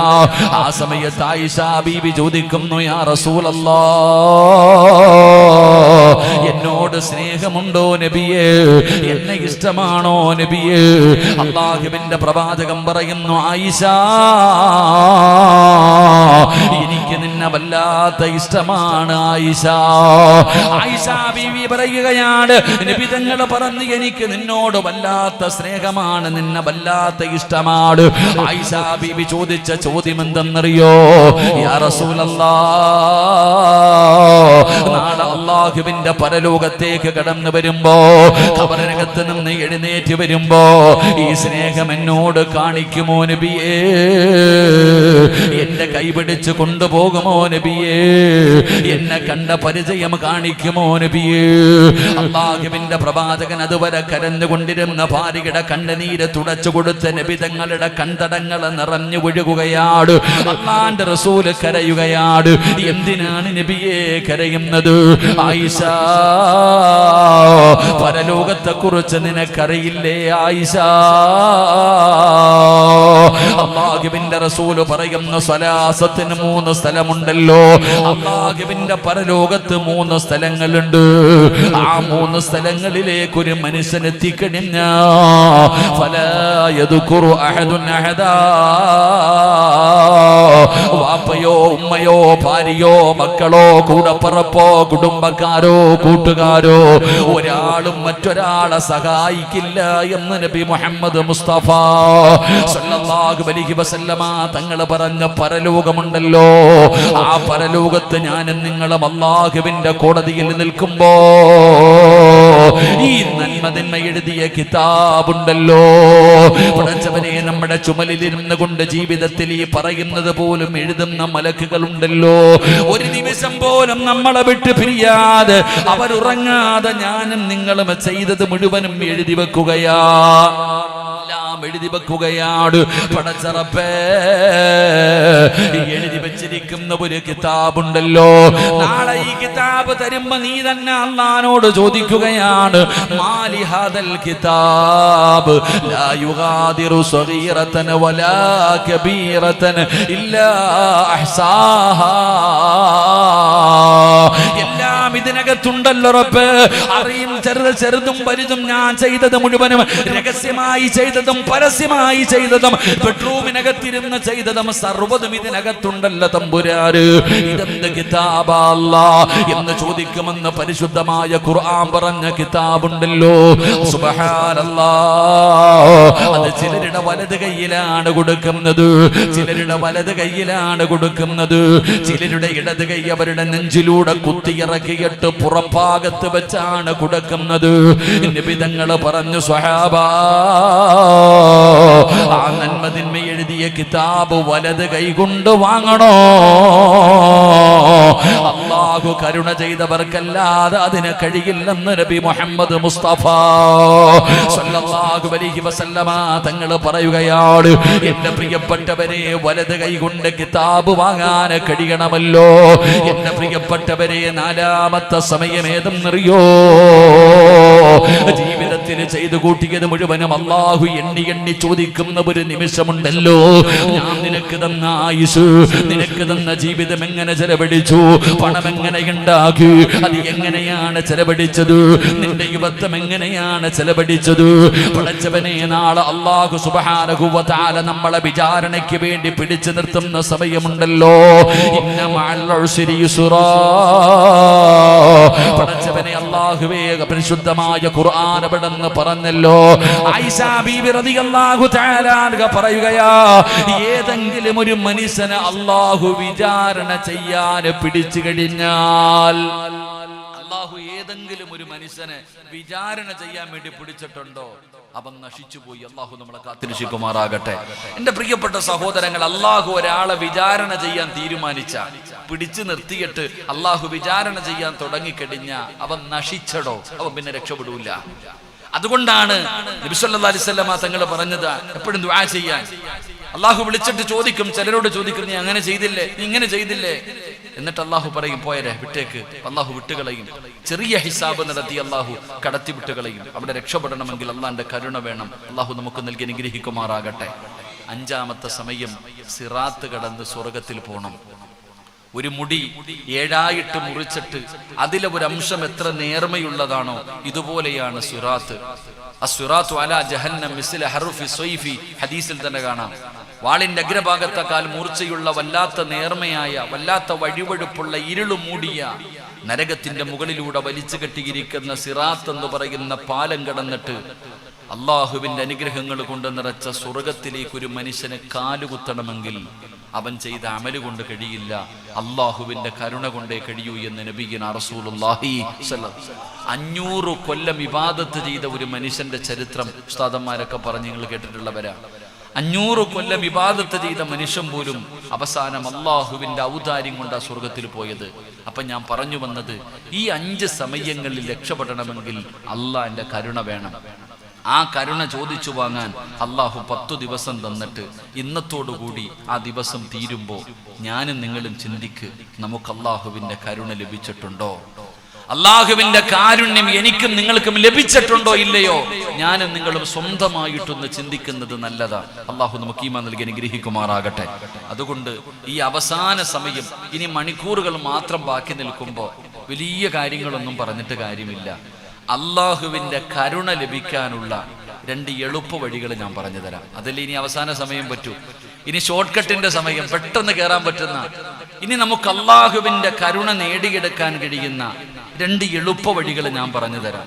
ഈ 2 എളുപ്പ വഴികൾ നമ്മൾ ചെയ്താൽ നമുക്ക് അള്ളാഹുവിന്റെ കരുണ ഇനിയുള്ള സമയത്തെങ്കിലും നേടിയെടുക്കാം. അള്ളാഹു നമുക്ക് ഭാഗ്യം നൽകുമാറാകട്ടെ. അള്ളാഹു ഭാഗ്യം നൽകുമാറാകട്ടെ. പക്ഷെ അത് 2 കാര്യം പറഞ്ഞു തരാം. ഇൻഷാ അല്ലാഹ് ചെയ്തൂടെ? ഇൻഷാ അല്ലാഹ് ചെയ്തൂടെ? ഇതിപ്പോ പള്ളിപ്പറമ്പിൽ സലാം പറഞ്ഞതുപോലുണ്ട്. പള്ളിപ്പറമ്പിൽ പോയി നിന്ന് സലാം പറഞ്ഞാൽ കബറാളിയെങ്കിലും മടക്കും. നിങ്ങൾ എന്താ ഇപ്പൊ ഇങ്ങനെ ഇരിക്കണം? ഇൻഷാ അല്ലാഹ് 2 എളുപ്പവഴി പറഞ്ഞു തരട്ടെ? വേണോ വേണ്ടേ? അപ്പൊ നേരെ ഇരുന്ന എല്ലാരും നല്ല രസമുണ്ടില്ല? എങ്ങനെ പ്രസവപാട്ടില് പെണ്ണുങ്ങൾ ഇരിക്കണ പോലെ എങ്ങനെ കിടക്കാൻ. ആഡിറ്റോറിയൊക്കെ ഇത്രയും മനോഹരമാണെന്ന് ഇപ്പോഴാണ് അറിയണേ. നമ്മളിങ്ങനെയുള്ള അവയത്തും പോകത്തില്ലല്ലോ. ഇത്രയും മനോഹരമായ ആഡിറ്റോറിയൊക്കെ ഇവിടെ പള്ളിയുടെ ഒന്നും അല്ലല്ലോ അല്ല. ശരി, അൽഹംദുലില്ലാ. അള്ളാഹു ബർക്കത്തിക്കുമാറാകട്ടെ. അല്ലെങ്കിൽ ഒരു പരിപാടി നടത്താൻ തന്നല്ലോ. സാധാരണ കല്യാണവും വേറെ പല പരിപാടികളാണല്ലോ ആഡിറ്റോറിയത്തിലൊക്കെ. ഇൻഷാ അല്ലാഹ് അള്ളാഹു നമ്മുടെ ഈ മജ്ലിസ് പരിപൂർണമായി സ്വീകരിക്കുമാറാകട്ടെ. അപ്പൊ അള്ളാഹുവിന്റെ കരുണ കിട്ടാനുള്ള 2 വഴി പറഞ്ഞു തരട്ടെ? വേണോ വേണ്ടേ? വേണോ വേണ്ടേ? വേണ്ട ഉസ്താദെ, ഇപ്പൊ കിട്ടിയിട്ട് വലിയ കാര്യമൊന്നും ഇല്ലല്ലോ. അങ്ങനെയൊക്കെ എങ്ങനെ? നിങ്ങളുടെ ഇഷ്ടം. വേണ്ടവർക്ക് 2 എളുപ്പ വഴികൾ ഞാൻ പറഞ്ഞു തരാം. അള്ളാഹുവിന്റെ കരുണ ലഭിക്കാനുള്ള എളുപ്പ വഴി എന്താ? എന്റെ പ്രിയപ്പെട്ട സഹോദരങ്ങളെ, 2 കാര്യങ്ങൾ ചെയ്താൽ നമുക്ക് പെട്ടെന്ന് ഇനിയുള്ള മണിക്കൂറുകൾ മാത്രം ബാക്കി നിൽക്കുമ്പോൾ നമുക്ക് ആ കരുണ നമുക്ക് നേടിയെടുക്കാൻ കഴിയും. അള്ളാഹു ഭാഗ്യം നൽകി അനുഗ്രഹിക്കുമാറാകട്ടെ. അള്ളാഹു ഭാഗ്യം നൽകി അനുഗ്രഹിക്കുമാറാകട്ടെ. എന്റെ പ്രിയപ്പെട്ട സഹോദരങ്ങളെ, കരുണ നേടിയെടുക്കാൻ കഴിയുന്ന എളുപ്പ വഴി 1, അള്ളാഹുവിനോട് തൗബ ചെയ്യുക. ജീവിതത്തിൽ വന്നുപോയ പാപങ്ങൾ, പാപം ചെയ്യാത്ത ആരുമില്ല ഈ കൂട്ടത്തിൽ. ഇരിക്കണ ആരും മലക്കുകളൊന്നുമല്ല. നമ്മളൊക്കെ എന്ത് പാപങ്ങൾ ചെയ്തവരാ ജീവിതത്തിൽ. ഞാനും നിങ്ങളും ആദമിന്റെ സന്താനങ്ങൾ മുഴുവനും നബി സല്ലല്ലാഹു അലൈഹി വസല്ലമ തങ്ങൾ പറഞ്ഞു, കുല്ലു ബനി ആദമ ഖത്താഉൻ വ ഖൈറുൽ ഖത്താഈന അത്തവാബൂൻ. നബി തങ്ങൾ പറയുന്നു, ആദമിന്റെ സന്താനങ്ങൾ മുഴുവനും പാപം ചെയ്യുന്നവരാ. പാപം ചെയ്യാത്ത ആരുമില്ല, എല്ലാരും ചെയ്യും. എല്ലാരും പാപം ചെയ്യുന്നവരാ. പക്ഷെ ആ പാപം ചെയ്യുന്നവരിൽ ഏറ്റവും നല്ലവൻ ആരെന്നറിയുമോ? ആ പാപം ചെയ്തത് അള്ളാഹുവിനോട് ഏറ്റുപറയുന്നവനാണെന്ന് നബിയുനാ റസൂലുള്ളാഹി സ്വല്ലല്ലാഹു അലൈഹി വസല്ലമ തങ്ങൾ അവിടെന്ന് പറയുമ്പോൾ, എന്റെ പ്രിയപ്പെട്ടവരെ, അള്ളാഹു വല്ലാത്ത കരുണയുള്ളവനാണ്. തൗബ ചെയ്യുന്നവരെ അള്ളാഹുവിന് വല്ലാത്ത ഇഷ്ടമാണ്. പടച്ചവനെ, നബി തങ്ങളുടെ മുമ്പിൽ ഒരു സ്വഹാബി കടന്നു വരികയാണ്. ഒരു ചെറുപ്പക്കാരൻ നബി തങ്ങളുടെ മുമ്പിൽ വന്നിട്ട് പറയുന്നു, നബിയേ, യാ റസൂലല്ലാഹ്, അള്ളാഹുവിന്റെ പ്രവാചകരെ, ഞാനൊരു തെറ്റു ചെയ്തു നബിയേ. ഞാൻ അള്ളാഹുവിനോട് അവിടുന്ന് തൗബ ചെയ്തു പശ്ചാത്തപിച്ച് മടങ്ങി. പിന്നെയും ഞാൻ ചെയ്തു നബിയേ. എന്ത് ചെയ്യണം? നബി തങ്ങൾ പറഞ്ഞു, നീ തൗബ ചെയ്യണം. അള്ളാന്റെ റസൂലിനോട് ചോദിക്കുന്നു, പിന്നെയും ഞാൻ ചെയ്തു നബിയേ, ഞാൻ എന്ത് ചെയ്യണം? തൗബ ചെയ്യണം. ആ സഹാബി ചോദിക്കുന്നു, പിന്നെയും ഞാൻ ചെയ്തു നബിയേ, പിന്നെ എന്ത് ചെയ്യണം? നബി തങ്ങൾ പറഞ്ഞു, തൗബ ചെയ്യണം. ആ സ്വഹാബി ഇങ്ങനെ പിന്നെയും പിന്നെയും തെറ്റ് ചെയ്ത കഥകൾ ഇങ്ങനെ പറയുമ്പോ അള്ളാന്റെ റസൂല് പറഞ്ഞു, തൗബ ചെയ്യ്, തൗബ ചെയ്യ്, തൗബ ചെയ്യ്. നബി തങ്ങൾ ഇങ്ങനെ പറഞ്ഞുകൊണ്ടിരിക്കുകയാണ്. അവസാനം ആ സ്വഹാബി ചോദിക്കുന്നു, യാ റസൂലല്ലാഹ്, ഏതുവരെ ഞാൻ തൗബ ചെയ്യണം നബിയേ? സഹാബി വന്നിട്ട് ചോദിച്ചു, നബിയെ ഞാനൊരു ഉദാഹരണം, നമ്മൾ ബിയർ കുടിച്ചു എന്ന് കരുതാ. ഒരു ചെറുപ്പക്കാരൻ ബിയർ കുടിച്ചു. അള്ളാഹുവെ ഞാൻ ബിയർ കുടിച്ചു പോയല്ലോ അല്ലാ, ഇനി ഒരിക്കലും ചെയ്യില്ല അല്ലാ, പശ്ചാത്തപിച്ച് മടങ്ങി. പിറ്റേ ദിവസം നോക്കുമ്പോ കള്ള് കിട്ടി, അതങ്ങ് കുടിച്ചു. എന്നിട്ട് ഇവൻ വൈകുന്നേരം വന്ന് അള്ളഹാനോട് പറഞ്ഞു, പടച്ചോനെ കള്ളു കുടിച്ചു റബ്ബെ എനിക്ക് പുറത്തുതരണം അല്ലാ. അടുത്ത ദിവസം പോയിട്ട് കഞ്ചാവ് അടിച്ചു. എന്നിട്ട് ഇവ അള്ളഹാനോട് വന്ന് പറഞ്ഞു, പടച്ചോനെ ഞാൻ അടിച്ചു പോയല്ല, എനിക്ക് പുറത്തു തല്ല. അത് കഴിഞ്ഞ് അടുത്ത ദിവസം പോയിട്ട് അവൻ MDM അടിച്ചു. ഇങ്ങനെ ഇവൻ പാപം ചെയ്യും തൗബ ചെയ്യും, പാപം ചെയ്യും തൗബ ചെയ്യും. അപ്പൊ സ്വഹാബി ചോദിച്ചു, നബിയെ ഏതുവരെ ചെയ്യണം, ഏതുവരെ ചെയ്യണം? നബി തങ്ങൾ പറഞ്ഞു, ശൈത്താന് മനസ്സിലാകണം ഇനി ഇവനെ കൊണ്ട് പാപം ചെയ്യിപ്പിച്ചിട്ട് കാര്യമില്ല. ഇവനെ പാപം ചെയ്താ ഇവൻ തൗബ ചെയ്യും, പാപം ചെയ്യിപ്പിച്ച തൗബ ചെയ്യും. ഇബ്ലീസ് തോറ്റുപോകുന്നത് വരെ നീ തൗബ ചെയ്യണേ എന്ന് നബിയിന റസൂലുള്ളാഹി വറക്ക പറഞ്ഞ നബിയിന റസൂലുള്ളാഹി സല്ലല്ലാഹു അലൈഹി വസല്ലമ തങ്ങൾ പറയുന്ന ഇബ്ലീസിന് മനസ്സിലാകണം ഇനി ഈ ചങ്ങാതിയെ കൊണ്ട് തെറ്റ് ചെയ്യിപ്പിച്ചിട്ട് കാര്യമില്ല. അതന്നെ പള്ളിക്കകത്ത് കടന്നുറങ്ങിയ ഒരു സഹാബിയുടെ കഥ അറിയുമല്ലോ. പള്ളിക്കകത്തൊരു ചങ്ങാതി കടന്നുറങ്ങുകയാണ്. ഇബ്ലീസ് വന്നിട്ട് വിളിച്ചു വിടുന്ന എഴുന്നേറ്റ് തഹജ്ജുദ് നിസ്കരിക്കാൻ. പള്ളിക്കകത്ത് കടന്നുറങ്ങിയ ഒരു ചെറുപ്പക്കാരനെ വന്നിട്ട് സാക്ഷാൽ ഇബ്ലീസ് വന്നിട്ട് വിളിച്ചിട്ട് പറയാ എഴുന്നേറ്റ് നിസ്കരിക്കാൻ. സാധാരണ ഇവൻ ഉറക്കാനാ നോക്കണത്. സാധാരണ ഇബ്ലീസ് ഒരാളെ കിടത്തി ഉറക്കാനാ നോക്കുന്നത്, സൽക്കർമ്മം ചെയ്യാൻ വിടൂല. ഈ ചങ്ങാതിയെ വിളിച്ചു വിടുന്നത് കണ്ടപ്പോ ചോദിച്ചു, നബി തങ്ങൾ ചോദിക്ക, എന്താ നീ വിളിച്ചു വിടാൻ കാരണം? സാധാരണ ഇതല്ലല്ലോ ചെയ്യണത്. നബിയെ ഇന്നലെ ഞാൻ ഇവനെ ഉറക്കി, ഇന്നലെ ഇവനെ തഹജ്ജുദ് നിസ്കരിക്കാൻ വിടാതെ ഞാൻ ഉറക്കി. ഇവൻ ചെയ്തെന്തെന്നറിയോ? ഇന്നലെ മുഴുവനും നിസ്കാരവും ദുആയും ആയിരുന്നു. ഇവൻ നിസ്കരിക്കുന്നതാ നല്ലത്. ഇവൻ നിസ്കരിച്ച തഹജ്ജുദ് മാത്രം നിസ്കരിക്കത്തുള്ളൂ. പക്ഷെ ഇവൻ ഇന്നലെ നിസ്കരിക്കാതെ വന്നപ്പോ ഞാൻ ഇവനെ ഉറക്കിയപ്പോ ഇവൻ ഇന്നലെ ഒരുപാട് നിസ്കരിച്ചു, ഒരുപാട് അള്ളാഹുവിനോട് പൊട്ടിക്കരഞ്ഞ് ദുആ ചെയ്തു, ഇവന്റെ പാപമൊക്കെ പുറത്തു. അപ്പൊ ഇവൻ നിസ്കരിക്കലാ നല്ലത്, വിളിച്ചു വിട്ടതാണ്. ഇതാണ് ഇബ്ലീസിന്റെ സ്വഭാവം. നന്മ ചെയ്യാൻ എന്റെ പ്രിയപ്പെട്ട സഹോദരങ്ങളെ, ഇബ്ലീസ് നമ്മുടെ മുമ്പിൽ പരാജയപ്പെടണം. അതുവരെ ഞാനും നിങ്ങളും തൗബ ചെയ്യണം. പക്ഷെ നമ്മളൊക്കെ തൗബ ചെയ്യുന്നവരാ, എല്ലാരും തൗബ ചെയ്യുന്നുണ്ട്. പക്ഷെ ഇഖ്ലാസ് ഇല്ല നമ്മുടെ തൗബയിൽ. നമ്മുടെ തൗബയ്ക്കകത്ത് ഇഖ്ലാസ് വരുന്നില്ല. ചുമ്മാതെ കരച്ചിലും വിളിയും, പാപം പൊറുക്കല്ല, പാപം പൊറുക്കല്ല, സ്വർഗം താ അല്ല, നരകമോചനം ഒക്കെ നമ്മൾ ചോദിക്കുന്നുണ്ട്. പക്ഷെ നമ്മൾ ചോദിക്കുന്നതിൽ ഇഖ്ലാസ് ഇല്ലാതെ പോകുന്നു, നമ്മുടെ ദുആയ്ക്ക് ഇജാബത്ത് ഇല്ലാതെ പോകുന്നു. അല്ലാഹു നമ്മളെ കാത്തിരക്ഷിക്കുമാറാകട്ടെ. എങ്ങനെയാണ് ദുആ ചെയ്യേണ്ടതെന്നറിയോ? ഒരാൾ എങ്ങനെയാണ് അള്ളാഹുവിനോട് ആത്മാർത്ഥമായി ദുആ ചെയ്യേണ്ടത്? മഹാനായ സയ്യിദുന ഉമർ ഇബ്നുൽ ഖത്താബ് റളിയല്ലാഹു തആല അൻഹു. ഉമർ ഇബ്നുൽ ഖത്താബ് റളിയല്ലാഹു തആല അൻഹു ഖലീഫയായിരിക്കുകയാണ്. ഉമർ തങ്ങൾ രാത്രിയിൽ ഇറങ്ങി നടക്കും. ഉമർ തങ്ങളുടെ സ്വഭാവം രാത്രി കാലങ്ങളിൽ ഇറങ്ങി നടക്കാറുണ്ട്, അന്വേഷണങ്ങൾ നടത്താറുണ്ട്. അങ്ങനെ ഉമർ തങ്ങൾ ഒരിക്കൽ ഇങ്ങനെ രാത്രി ഇറങ്ങി നടന്നു പോകുമ്പോ ഒരു മനുഷ്യൻ രണ്ട് കൈയിലും കള്ളു പിടിച്ചുകൊണ്ട് വരികയാണ്. ഉമർ തങ്ങളുടെ എതിരെ ഒരു മനുഷ്യൻ നടന്നു വരുന്നുണ്ട്, രണ്ട് കയ്യിലും കള്ളിരിക്കുന്നുണ്ട്. ഈ മനുഷ്യൻ ചിന്തിച്ചു, അല്ലാ ഉമർ വരുന്നുണ്ട്, എന്നെ പിടിച്ചു, ഇനി ഞാൻ രക്ഷപ്പെടൂല. ഉമർ സാധാ ഈ മനുഷ്യൻ നല്ല ഒരു മനുഷ്യനാണെന്നാ ഉമർ തങ്ങൾ കരുതുന്നത്. ഇദ്ദേഹം ഒരു നല്ല ആളാണെന്നാണ് ഉമർ ഇബ്നുൽ ഖത്താബ് റളിയല്ലാഹു തആല അൻഹു കരുതിയിരിക്കുന്നത്. പക്ഷേ ഈ മനുഷ്യൻ കള്ളുമായിട്ട് നടന്നു വരികയാ. ഈ മനുഷ്യൻ എന്ത് ചെയ്തെന്നറിയോ? ആ നടന്നു വരുന്ന വഴിയിൽ ഈ മനുഷ്യൻ അള്ളാഹുവിനോട് പറഞ്ഞു, പടച്ചവനെ ഇന്ന് നീ എന്നെ രക്ഷപ്പെടുത്തിയാൽ, ഈ ഉമറിന്റെ മുമ്പിൽ നിന്നുകൊണ്ട് എന്നെ നീ ഇന്ന് രക്ഷപ്പെടുത്തിയാൽ മരിക്കുന്ന കാലം വരെ ഞാൻ ഇനി കൈകൊണ്ട് ഈ കള്ളു തൊടില്ല പടച്ചവനെ.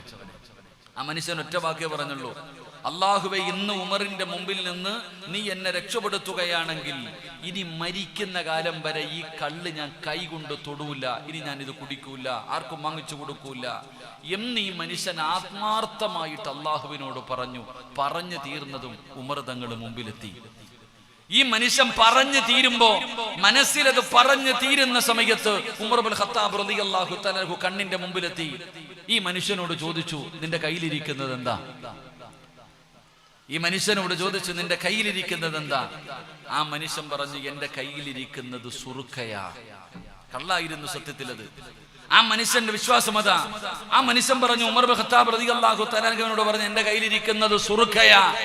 ഉമർ തങ്ങൾ തുറന്നു നോക്കി. ഉമർ ഇബ്നുൽ ഖത്താബ് റളിയല്ലാഹു തആല അൻഹു തുറന്നു നോക്കിയപ്പോൾ നിമിഷ നേരം കൊണ്ട് ആ കള്ള് സുറുക്കയായി മാറി. അല്ലാഹു ആ മനുഷ്യനെ രക്ഷപ്പെടുത്തി. അല്ലാഹു നമുക്ക് ഈമാൻ നൽകി അനുഗ്രഹിക്കുമാറാകട്ടെ. എന്റെ പ്രിയപ്പെട്ട സഹോദരങ്ങളെ, ഇത് മാജിക്കല്ല. ആ മനുഷ്യന്റെ മനസ്സിലുണ്ടായിരുന്ന ഒരു ഇഖ്ലാസ്, ആ പറഞ്ഞ വാക്കിനൊരു ആത്മാർത്ഥതയുണ്ടായിരുന്നു. നല്ല മനസ്സോടുകൂടിയാണ് അത് പറഞ്ഞത്. അത് പറഞ്ഞത് കൊണ്ടാണ് എന്റെ പ്രിയപ്പെട്ട സഹോദരങ്ങളെ അല്ലാഹു ആ മനുഷ്യനെ ഇവിടുന്ന് രക്ഷപ്പെടുത്തിയത്. അതുകൊണ്ട് എന്റെ പ്രിയപ്പെട്ടവരോട് പറയുന്ന പെങ്ങളെ, ചുമ്മാതെ ഇരുന്ന് കരഞ്ഞാ പോരാ. ആത്മാർത്ഥമായിട്ട് ജീവിതത്തിൽ ചെയ്തു പോയ പാപങ്ങൾ ഓരോന്നോരോന്നായി നീ അല്ലാഹുവിനോട് എണ്ണി പറയണേ. എന്റെയും നിങ്ങളുടെയും ജീവിതത്തിൽ വന്ന പാപങ്ങൾ അല്ലാഹുവിനോട് എണ്ണി എണ്ണി പറയണം. പടച്ചവനെ, നിസ്കാരം മുടക്കി തമ്പുരാന്, അല്ലാഹുവേ സിനിമ കണ്ട് പടച്ചവര്, കണ്ടുകുടിച്ച് റഹ്മാന്, വ്യഭിചരിച്ച് റഹ്മാന്, മാതാപിതാക്കളെ വഞ്ചിച്ചു റഹ്മാന്, എല്ലാം അല്ലാഹുവിനോട് ഒരു മടിയുമില്ലാതെ എണ്ണി എണ്ണി പറഞ്ഞോ. എത്ര വലിയ പാപം ചെയ്താലും അല്ലാഹു പുറത്തു തരുന്നവനാ. 100 കൊല ചെയ്തവന് പുറത്തു കൊടുത്തവനാ നിന്റെ റബ്ബ്. പടച്ചവനെ, സ്വന്തം പെൺമക്കളെ ജീവനോടെ കുടിച്ചു മൂടിയവർക്ക് പുറത്തു കൊടുത്തവനാ നമ്മുടെ റബ്ബ്. എന്റെ പ്രിയപ്പെട്ട പെങ്ങളെ,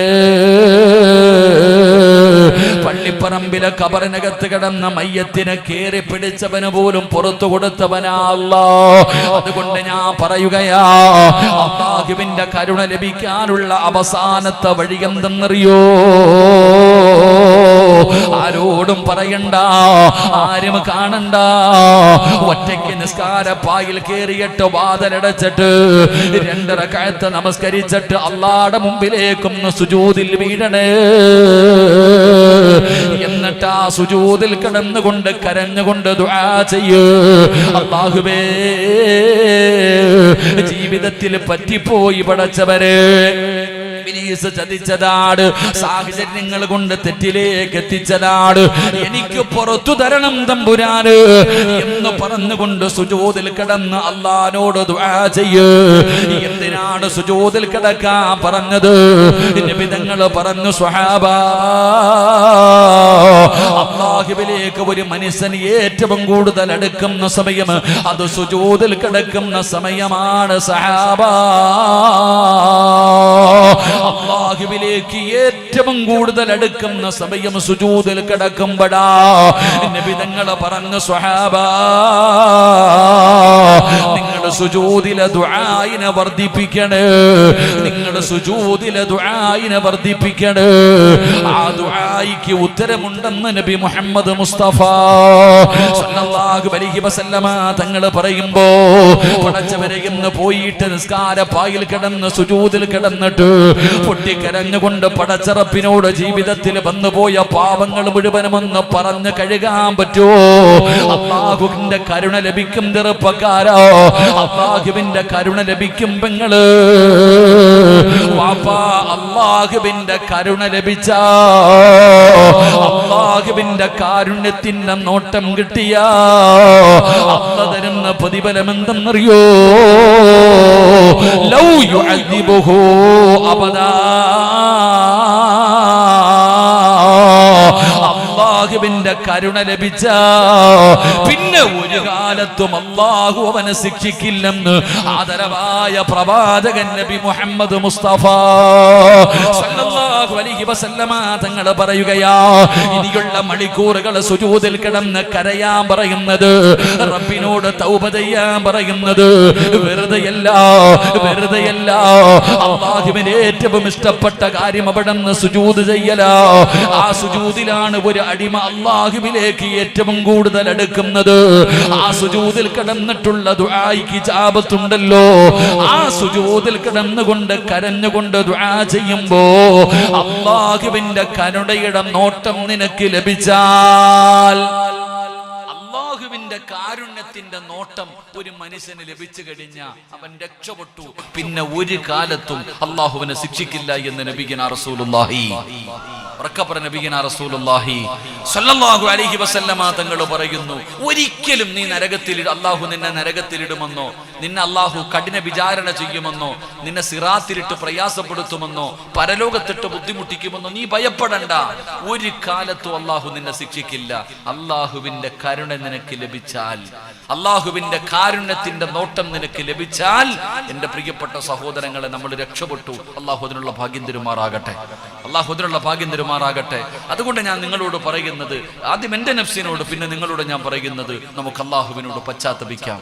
നമ്മുടെ പാപങ്ങൾ എണ്ണി എണ്ണി റബ്ബിന്റെ മുമ്പിൽ പറഞ്ഞുകൊണ്ട്, എൻ്റെ പ്രിയപ്പെട്ടവരെ, അള്ളാഹുവിന്റെ കാരുണ്യം നമുക്ക് ചോദിച്ചു വാങ്ങാൻ കഴിയണം. അള്ളാഹു നമുക്ക് ഭാഗ്യം നൽകുമാറാകട്ടെ. അള്ളാഹു നമുക്ക് ഭാഗ്യം നൽകുമാറാകട്ടെ.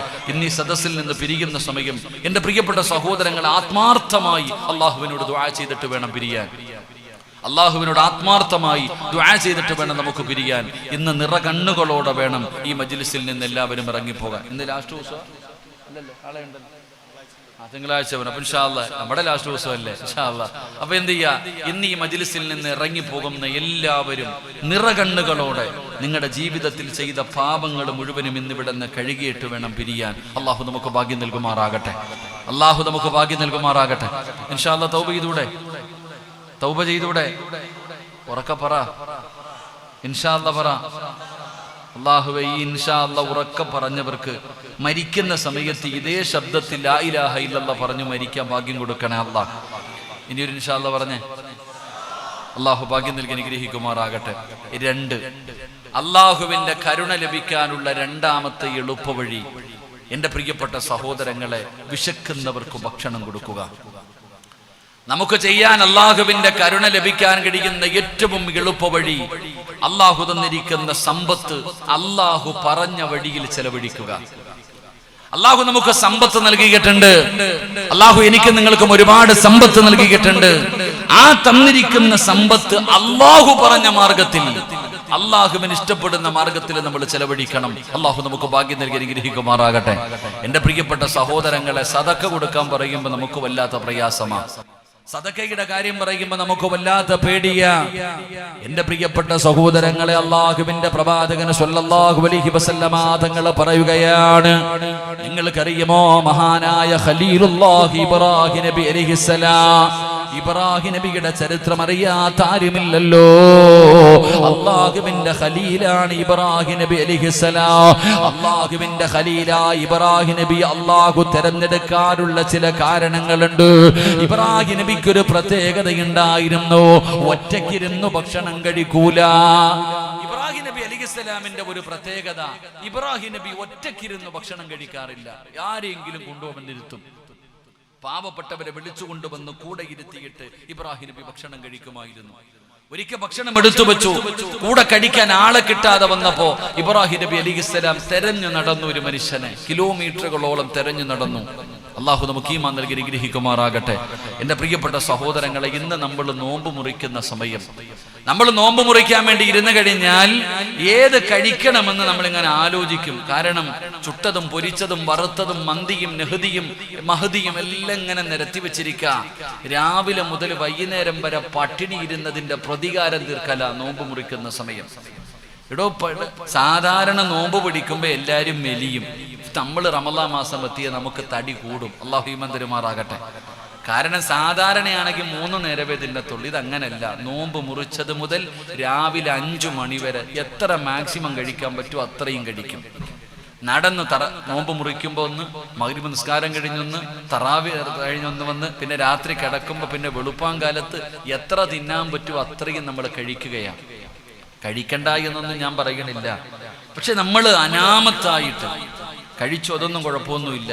പക്ഷെ നീ മനസ്സിലാക്കേണ്ടത്, നിന്റെ കുടുംബത്തിലും നിന്റെ വീടിന്റെ പരിസരത്തും കാരക്കയും പച്ചവെള്ളവും കൊണ്ടിരിക്കുന്ന എത്ര പാവങ്ങളുണ്ടെന്നറിയോ? നമ്മൾ അവരെ ഒന്ന് പരിഗണിക്കണം. എൻ്റെ പ്രിയപ്പെട്ട സഹോദരങ്ങളെ, നമ്മളെ കൊണ്ട് കഴിയുന്ന ദാനധർമ്മങ്ങൾ നമ്മൾ ചെയ്യണം. അള്ളാഹു തന്നിരിക്കുന്ന സമ്പത്ത് അള്ളാഹു ഇഷ്ടപ്പെടുന്ന മാർഗത്തിൽ ചെലവഴിക്കണം. ജാരിയ എവിടെങ്കിലും കൊടുത്താൽ പോരാ. അള്ളാഹു തന്നിരിക്കുന്ന സമ്പത്ത് നമ്മളിൽ അധികം പേരും ഭയപ്പെടുന്ന എന്താ? ഇപ്പൊ സക്കാത്തിന്റെ കാര്യമൊക്കെ പറയുമ്പോഴാ കയ്യും കാര്യം വരയ്ക്കാൻ തുടങ്ങുന്നേ. സക്കാത്തിന്റെ കാര്യം, സ്വർണത്തിന്റെ കാര്യമൊക്കെ പറയുമ്പോൾ മസലകൾ തിരയും. ഉസ്താദ് അങ്ങനെ കൊടുക്കാം. എന്നോട് തന്നെ കഴിഞ്ഞ വർഷമാണെന്ന് തോന്നുന്നു ഒരാൾ വിളിച്ചിട്ട് ചോദിച്ചു, ഉസ്താദെ, ഉപയോഗിക്കുന്ന സ്വർണത്തിന് സക്കാത്ത് കൊടുക്കണ്ട എന്ന് പെണ്ണുങ്ങളൊക്കെ പറയുന്നുണ്ട്, എങ്ങനെയാ ഉസ്താദെ അതിന്റെ മസല? ചോദിച്ച ചോദ്യമാ. ഉപയോഗിക്കുന്ന സ്വർണത്തിന് സക്കാത്ത് കൊടുക്കണ്ട എന്ന് പെണ്ണുങ്ങളൊക്കെ പറയുന്നുണ്ട്, എന്താ മസല എന്ന് ഞാൻ ചോദിച്ചു. എത്ര പവനുണ്ടെന്ന്? 75 പവൻ സ്വർണ്ണമുണ്ട് ഉസ്താദെ. അപ്പൊ ഞാൻ ചോദിച്ചു, നിങ്ങൾ ഇതെല്ലാം ധരിക്കുവോ? അത് മാറി മാറി ഇടുവെന്ന്. 75 പവൻ സ്വർണമുണ്ട്. അപ്പൊ ഉപയോഗിക്കുന്ന ഇതാ വല്ലാത്ത തന്ത്രമാണ് സഹോദരങ്ങളെ. നമ്മൾ സക്കാത്ത് കൊടുക്കാൻ പറയുമ്പോ, സദഖ കൊടുക്കാൻ പറയുമ്പോ, ദാനധർമ്മങ്ങൾ ചെയ്യാൻ പറയുമ്പോ ഇല്ല. എന്റെ പ്രിയപ്പെട്ടവരെ, അതാ മനസ്സിലാക്കേണ്ടത്. എല്ലാവർക്കും കൊടുക്കാൻ പറ്റൂല. ഈ സദക്ക എന്ന് പറയുന്നത് എല്ലാവർക്കും കൊടുക്കാൻ പറ്റൂല. നബി സല്ലല്ലാഹു അലൈഹി വസല്ലമ തങ്ങൾ പറയുന്നു, ഒരാള് 1 രൂപ സദക്ക കൊടുക്കണമെങ്കിൽ നീ തീരുമാനിച്ചാ പോരാ, അല്ലാഹു തീരുമാനിക്കണം, അല്ലാഹു തീരുമാനിക്കണം. എന്റെ പ്രിയപ്പെട്ട സഹോദരങ്ങളെ, ഒരു മനുഷ്യന് 1 രൂപ സദക്ക കൊടുക്കാൻ തീരുമാനിച്ചാൽ 70 ശൈത്താന്മാര് കയ്യിൽ പിടിച്ചിട്ട് പറയും കൊടുക്കരുത്. എത്ര ശൈത്താന്മാര്? 70 ശൈത്താന്മാര് കയ്യിൽ പിടിച്ചിട്ട് പറയും കൊടുക്കരുത്, അവനെ തടയും. ആ 70 ശൈത്താന്മാരെ പരാജയപ്പെടുത്തിയാൽ മാത്രമേ ഒരു മനുഷ്യന് 1 രൂപ സദക്ക കൊടുക്കാൻ കഴിയൂ എന്ന് നബിയുനാ റസൂലുള്ളാഹി സ്വല്ലല്ലാഹു അലൈഹി വസല്ലം. എന്റെ പ്രിയപ്പെട്ട സഹോദരങ്ങളെ, 6 കാര്യങ്ങൾ പിന്നത്തേക്ക് വേണ്ടി മാറ്റിവെക്കാൻ പാടില്ല. 6 കാര്യങ്ങൾ. ബോറടിക്കണുണ്ടാ? മടുക്കണുണ്ടാ? എനിക്ക് നല്ല വഴുത് പറയണമെന്ന് ആഗ്രഹമുണ്ട്. 1 ഓഡിറ്റോറിയം, 2 നോമ്പ്, 3 ഇപ്പൊ ചുമച്ച് തുപ്പുമ്പോ ചെറുതായിട്ട് ബ്ലഡ് വരുന്നുണ്ട്, തൊണ്ട മുറിഞ്ഞിട്ട്. അപ്പൊ അതുകൊണ്ട് എന്തിനാ കൂടുതൽ റിസ്ക് എടുക്കുന്നത്? അള്ളാഹു നമുക്ക് ആഫിയത്തുള്ള ദീർഘായുസ്സ് നൽകുമാറാകട്ടെ. അള്ളാഹു ആഫിയത്തുള്ള ദീർഘായുസ്സ് നൽകുമാറാകട്ടെ. എന്റെ പ്രിയപ്പെട്ട സഹോദരങ്ങളുടെ 6 കാര്യങ്ങൾ പിന്നെ ചെയ്യാമെന്ന് പറഞ്ഞ് മാറ്റിവെക്കരുത്. ചെയ്യണമെന്ന് തോന്നിയാൽ അപ്പൊ തന്നെ ചെയ്യണം. മഹാനായ നബിയുനാ റസൂലുള്ളാഹി സ്വല്ലല്ലാഹു അലൈഹി വസല്ലമ തങ്ങൾ പറഞ്ഞു, അനാവശ്യമായിട്ട് നീ നിസ്കാരത്തിനെ വൈകിപ്പിക്കരുത് എന്ന് നബിയുനാ റസൂലുള്ളാഹി. ഒന്നാമത്തെ കാര്യം എന്താ? അനാവശ്യമായി നിന്റെ നിസ്കാരത്തെ നീ എന്ത് ചെയ്യരുത്? വൈകിപ്പിക്കരുത്. പിന്നെ നിസ്കരിക്കാമെന്ന് പറഞ്ഞു മാറ്റിവെക്കരുത്. ചില സാഹചര്യങ്ങളുണ്ട്, അത് വേറെ. അനാവശ്യമായിട്ട് നിസ്കാരം പിന്നെ നിസ്കരിക്കാമെന്ന് പറഞ്ഞു മാറ്റിവെച്ച നടക്കോ? നിങ്ങൾ നടക്കും, നിസ്കാരം നടക്കൂല. അല്ലാഹു ഈമാൻ തരുമാറാകട്ടെ. 2, വീട്ടിലേക്ക് ഒരു അതിഥി വന്നാൽ ഭക്ഷണം കൊടുക്കുന്നത് വൈകിപ്പിക്കരുത് എന്ന് നബിയുനാ റസൂലുള്ളാഹി. എങ്ങനെ? വീട്ടിൽ ഒരു അതിഥി വന്നാ പറയുവോ എനിക്ക് കഴിക്കാൻ ഭക്ഷണം വേണോന്ന് ചോദിക്കുവോ? നിങ്ങൾ എന്താ വെടി കൊണ്ടതുപോലെ ഇരിക്കണേ? എനിക്ക് വിശന്നാ ഞാൻ ചോദിക്കും, അത് വേറെ വിഷയം. എനിക്ക് വിശന്ന് കഴിഞ്ഞാൽ ഞാൻ ഏത് വീട്ടിലാണെങ്കിലും എനിക്ക് ഭക്ഷണം, ഞാൻ വഴുത് കഴിക്കണപ്പോൾ സംഘാടകർ എനിക്ക് സ്ഥൈര്യം, ഞാൻ പറഞ്ഞ ഭക്ഷണം വിളമ്പിക്കും, എനിക്ക് വിശക്കെന്ന് പറയും. പക്ഷെ വീട്ടിലൊരു അതിഥി കടന്നു വന്നാൽ നമ്മളോട് ഭക്ഷണം ചോദിക്കില്ല. അത് അറിഞ്ഞു കൊടുക്കണം. അപ്പൊ നിങ്ങൾ അതിനെ താമസിപ്പിക്കരുത് എന്ന് നബിയുനാ റസൂലുള്ളാഹി സ്വല്ലല്ലാഹു അലൈഹി വസല്ലം. 3 വീട്ടിൽ ആരെങ്കിലും മരണപ്പെട്ടു കഴിഞ്ഞാൽ, വാപ്പയോ ഉമ്മയോ കൂടപ്പുറപ്പോ ആരെങ്കിലും മരിച്ചു കഴിഞ്ഞാൽ കാണണ്ടവരെ കാണിച്ചിട്ട് പെട്ടെന്ന് നീ കബറടക്കണേ എന്ന് നബിയുനാ റസൂലുള്ളാഹി.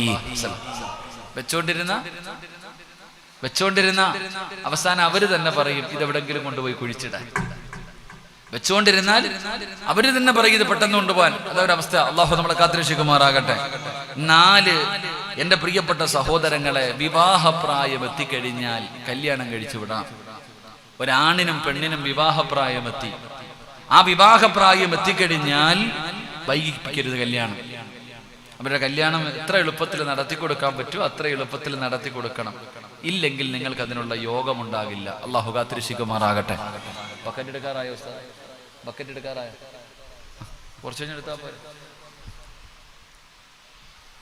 അള്ളാഹു നമുക്ക് ഈമാൻ നൽകി അനുഗ്രഹിക്കുമാറാകട്ടെ. എന്റെ പ്രിയപ്പെട്ട സഹോദരങ്ങളെ, 4ാമത്തെ കാര്യം, വിവാഹപ്രായം എത്തിക്കഴിഞ്ഞാൽ എന്ത് ചെയ്യണം? കെട്ടിച്ചു വിടണം. ഇല്ലെങ്കിൽ ഇങ്ങനെ നടക്കും, ബസ് സ്റ്റോപ്പിലും ബസ്സിന്റെ പുറകിലൊക്കെ ഇങ്ങനെ നടക്കും, വാട്സപ്പും ഫേസ്ബുക്കൊക്കെ ആകും. അള്ളാഹു കാത്തുരക്ഷിക്കുമാറാകട്ടെ. 5ാമത്തെ കാര്യം, എന്റെ പ്രിയപ്പെട്ട സഹോദരങ്ങളെ, എന്തെങ്കിലും തെറ്റ് ചെയ്തു കഴിഞ്ഞാൽ തൗബയെ നീ പിന്തിപ്പിക്കരുത് എന്ന് നബിയുനാ റസൂലുള്ളാഹി സ്വല്ലല്ലാഹു അലൈഹി വസല്ലമ തങ്ങൾ പറയുകയാ, ജീവിതത്തിൽ ഒരു തെറ്റുപറ്റി, നാളെ ചെയ്യാമെന്നല്ല, എത്ര പെട്ടെന്ന് നിനക്ക് തൗബ ചെയ്യാൻ കഴിയുമോ അത്രയും പെട്ടെന്ന് നീ തൗബ ചെയ്യണം. അള്ളാഹു നമുക്ക് തൗബ ചെയ്ത് മരിക്കാൻ ഭാഗ്യം തരുമാറാകട്ടെ. 6ാമത്തെ കാര്യം, എന്റെ പ്രിയപ്പെട്ട സഹോദരങ്ങളെ, എന്തെങ്കിലും സദക്ക കൊടുക്കണമെന്ന് തീരുമാനിച്ച അപ്പൊ തന്നെ കൊടുത്തോണം. എന്തെങ്കിലും ഒരു സദക്ക കൊടുക്കാൻ തീരുമാനിച്ചു കഴിഞ്ഞാൽ അപ്പൊ തന്നെ കൊടുക്കുക. പിന്തിപ്പിച്ചാലോ? ഇപ്പൊ ഇവിടെ ഇരുന്നിട്ട് പറഞ്ഞു, ഉസ്താദ് ഇവിടെ പഠിക്കുന്ന ഒരു വിദ്യാർത്ഥിക്ക് ഒരു വർഷത്തേക്ക് 25,000 രൂപ ഞാൻ ഏറ്റെടുത്തിരിക്കുന്നു പറഞ്ഞു. നീയത്തൊക്കെ ചെയ്തു വീട്ടിൽ പോകുമ്പോ ചോദിക്കും, നിനക്ക് വേറെ പണിയൊന്നും ഇല്ലേ? ഈ വലിയ പ്രയാസമുള്ള സമയം. ഈ സമയത്ത് ഇങ്ങനെ നിങ്ങൾ എന്ത്, അപ്പൊ അത് 6 മാസമാവും, ചിലപ്പോ അത് 1 മാസമാകും, 3 മാസമാകും, ചിലപ്പോ കൊടുത്താലായി കൊടുത്താണ്. ഒരു കാര്യം ചെയ്യാൻ തീരുമാനിച്ചാൽ, ഒരു സദക്ക കൊടുക്കാൻ തീരുമാനിച്ചാൽ പിന്തിപ്പിക്കരുത്. എത്ര പെട്ടെന്ന് കൊടുക്കാൻ കഴിയുമോ അത്രയും പെട്ടെന്ന് അത് കൊടുക്കണം. കാരണം എന്താ? മഹാനായ സയ്യിദുന അലി ഇബ്നു അബീ ത്വാലിബ് റളിയല്ലാഹു തആല അൻഹു അലിയാര് തങ്ങള് സദക്ക കൊടുക്കാൻ വേണ്ടി പോകുമ്പോ വാളെടുത്ത് കയ്യിൽ പിടിച്ചിട്ട് ഇങ്ങനെ വീശി വീശിയാ പോവാറ്. അലി ഇബ്നു അബീ ത്വാലിബ് റളിയല്ലാഹു തആല അൻഹു സദക്ക കൊടുക്കാൻ പോകുമ്പോ വാള് കൊണ്ട് ഇങ്ങനെ വീശി വീശി പോകും, കുന്തം വെച്ച് കുത്തിക്കൊണ്ട് പോകും. അപ്പൊ അലിയാര് തങ്ങളോട് അവിടെ നിന്ന് ചോദിച്ചു, എന്താ പോയി കാണിക്കണേ? യുദ്ധത്തിന് പോകുമ്പോഴല്ലേ, യുദ്ധത്തിന്റെ രണാങ്കണങ്ങളിലല്ലേ വാള് വീശി യുദ്ധം ചെയ്യേണ്ടത്, ഇതെന്താ ഒറ്റയ്ക്ക് ഇങ്ങനെ ചെയ്തുകൊണ്ട് പോകുന്നേന്ന്. അപ്പോഴാണ് അലിയാര് തങ്ങൾ പറഞ്ഞത്, ശൈത്താൻ വന്ന് തടയും, അവൻ തടയാതിരിക്കാൻ വേണ്ടി വെട്ടാണ്. ശൈത്താൻ ഒരു മനുഷ്യൻ സദക്ക കൊടുക്കാൻ പോകുമ്പോ ഇബ്ലീസ് അവനെ തടയും. നിന്റെ സമ്പത്ത് കുറഞ്ഞു പോകും, നിനക്ക് ദാരിദ്ര്യമുണ്ടാകും, നിനക്ക് പ്രയാസമുണ്ടാകും, മക്കളെ കെട്ടിക്കണ്ടേ, വീട് വെക്കണ്ടേ, മക്കളുടെ വിദ്യാഭ്യാസം നോക്കണ്ടേ, ഇതൊക്കെ ഇങ്ങനെ ഇബ്ലീസ് പലതും പറഞ്ഞു തരും. അപ്പൊ ഇബ്ലീസ് അടുക്കാതിരിക്കാൻ വേണ്ടി അലിയാര് തങ്ങള് വാള് വീശി വീശിയാണ് നടന്നുപോയത് എന്ന് ചരിത്രം പഠിപ്പിക്കുന്നു. അള്ളാഹു നമുക്ക് ഈമാൻ നൽകി അനുഗ്രഹിക്കുമാറാകട്ടെ. അപ്പൊ ഞാൻ പറഞ്ഞു വന്നത്, സദക്ക കൊടുക്കുന്നത് പിന്തിപ്പിക്കാൻ പാടില്ല. പിന്തിപ്പിച്ചു കഴിഞ്ഞാൽ അത് നടക്കുകയില്ല, പല തടസ്സങ്ങളും വരും. അള്ളാഹു നമ്മളെ കാത്തിരക്ഷിക്കുമാറാകട്ടെ. അപ്പൊ എല്ലാവരും ഒന്ന് പോക്കറ്റ് കൈയിട്ടെ, പോക്കറ്റ് കൈയിട്ടെ, പോക്കറ്റ് എടുത്തോ, പോക്കറ്റ് കൈയിടോ, എല്ലാവരും സ്വന്തം പോക്കറ്റിൽ കൈയിട്. അൽഹംദുലില്ലാഹ്, സദഖത്തു തുറുദ്ദുൽ ബലാ, സദഖ വിപത്തുകളെ തട്ടിമാറ്റുമെന്ന് നബി മുഹമ്മദ് മുസ്തഫ സല്ലല്ലാഹു അലൈഹി വസല്ലമ തങ്ങൾ പറയുകയാണ്. നിങ്ങൾ കൊടുക്കുന്നത് വെറുതെയാകില്ല. അല്ലാഹുവിന്റെ ദീൻ പഠിക്കുന്ന, ഖുർആൻ പഠിക്കുന്ന, നബി തങ്ങളുടെ ഹദീസ് പഠിക്കുന്ന ഈ മക്കൾക്ക് വേണ്ടിയാണല്ലോ പടച്ചവനെ നിങ്ങളുടെ മുമ്പിലേക്ക് കടന്നു വരുന്നത്. റമളാൻ മാസമാണ് പടച്ചവനെ, 1,700 പ്രതിഫലമാണ് കൊടുക്കുന്നത്. 1 രൂപയാണെങ്കിലും അതിന് എത്രയോ മടങ്ങ് അല്ലാഹു പ്രതിഫലം തരുന്ന റമളാൻ മാസമാ. നബി തങ്ങൾ പറഞ്ഞു, സ്വഹാബാ, സദഖ വിപത്തുകളെ തട്ടിമാറ്റുമെന്ന് നബി മുഹമ്മദ് മുസ്തഫ സല്ലല്ലാഹു അലൈഹി വസല്ലമ തങ്ങൾ പറയുമ്പോ, പെങ്ങളെ മാരകമായ രോഗങ്ങളിൽ നിന്ന് രക്ഷപ്പെടണോ? പടച്ചവനെ സദഖ കൊണ്ട് കഴിയുമല്ലോ. അതാ ഇവിടത്തെ പ്രിൻസിപ്പാളായ ഉസ്താദ് പറഞ്ഞല്ലോ, പടച്ചവനെ 2500 രൂപ ഒരു വിദ്യാർത്ഥിക്ക് 1 മാസത്തെ ചിലവിന്റെ പൈസ കൊടുത്തപ്പോ, അല്ലാഹുവേ, കല്യാണം കഴിഞ്ഞ മക്കളില്ലാതെ കഷ്ടപ്പെട്ട് കണ്ണുനീരിൽ കഴിയുന്ന ഒരു കുടുംബത്തിന് അല്ലാഹു കൊടുത്തല്ലോ. അത് സദഖയുടെ മഹത്വമാടൂ, അത് സദഖയുടെ മഹത്വമാടൂ. അതുകൊണ്ട് ഞാൻ പറയുന്ന, നമ്മുടെ ശരീരത്തിൽ ഏതെങ്കിലും മാരകമായ രോഗത്തിന്റെ അണുക്കളുണ്ടോ, ക്യാൻസർ ഉണ്ടോ അറിയില്ല, ട്യൂമർ ഉണ്ടോ അറിയില്ല, ഏതെങ്കിലും മാരകമായ രോഗമുണ്ടോ നമുക്കറിയില്ല. ആ രോഗങ്ങളെ കരിച്ചു കളയാൻ, നിന്റെ സമ്പാദ്യം മുഴുവനും വിറ്റ് ചികിത്സിച്ചാലും മാറാത്ത രോഗങ്ങള് കരിച്ചു കളയാൻ സദഖയ്ക്ക് കഴിയും പെങ്ങള്. അതുകൊണ്ട് അല്ലാഹുവിന്റെ ഇൽമു പഠിക്കുന്ന മക്കൾക്ക് വേണ്ടിയാണ് സംഘാടകർ നിങ്ങളുടെ മുമ്പിലേക്ക് കടന്നു വരികയാ. മനസ്സറിഞ്ഞുകൊണ്ടൊരു സദഖ കൊടുത്തോ. അല്ലാഹുവിന്റെ റസൂല് പറയുന്നു, അല്ലാഹുവിന് ചില അടിമകളുണ്ട്, അല്ലാഹുവിന് ചില അടിമകളുണ്ട്. ആ അടിമകൾക്ക് രോഗം വന്നാ അവര് സദഖ കൊടുത്ത് ചികിത്സിക്കുമെന്ന് നബി മുഹമ്മദ് മുസ്തഫ സല്ലല്ലാഹു അലൈഹി വസല്ലമ തങ്ങൾ പഠിപ്പിക്കുമ്പോ, എന്റെ പ്രിയപ്പെട്ടവരെ, ഈ മക്കൾക്ക് വേണ്ടിയാണ് നിങ്ങളുടെ മുമ്പിലേക്ക് കടന്നു വരുന്നത്. എല്ലാവരും മനസ്സറിഞ്ഞുകൊണ്ടൊരു സദഖ കൊടുക്കൂ. അല്ലാഹുവേ, ആരെല്ലാം മനസ്സറിഞ്ഞുകൊണ്ടൊരു സദഖ കൊടുക്കുന്നുണ്ടോ, മാരകമായ രോഗങ്ങളെ തൊട്ട് കാക്കണേ അല്ലാ. അറുത്തു മുറിക്കുന്ന രോഗങ്ങളെ തൊട്ട് കാക്കണേ അല്ലാ.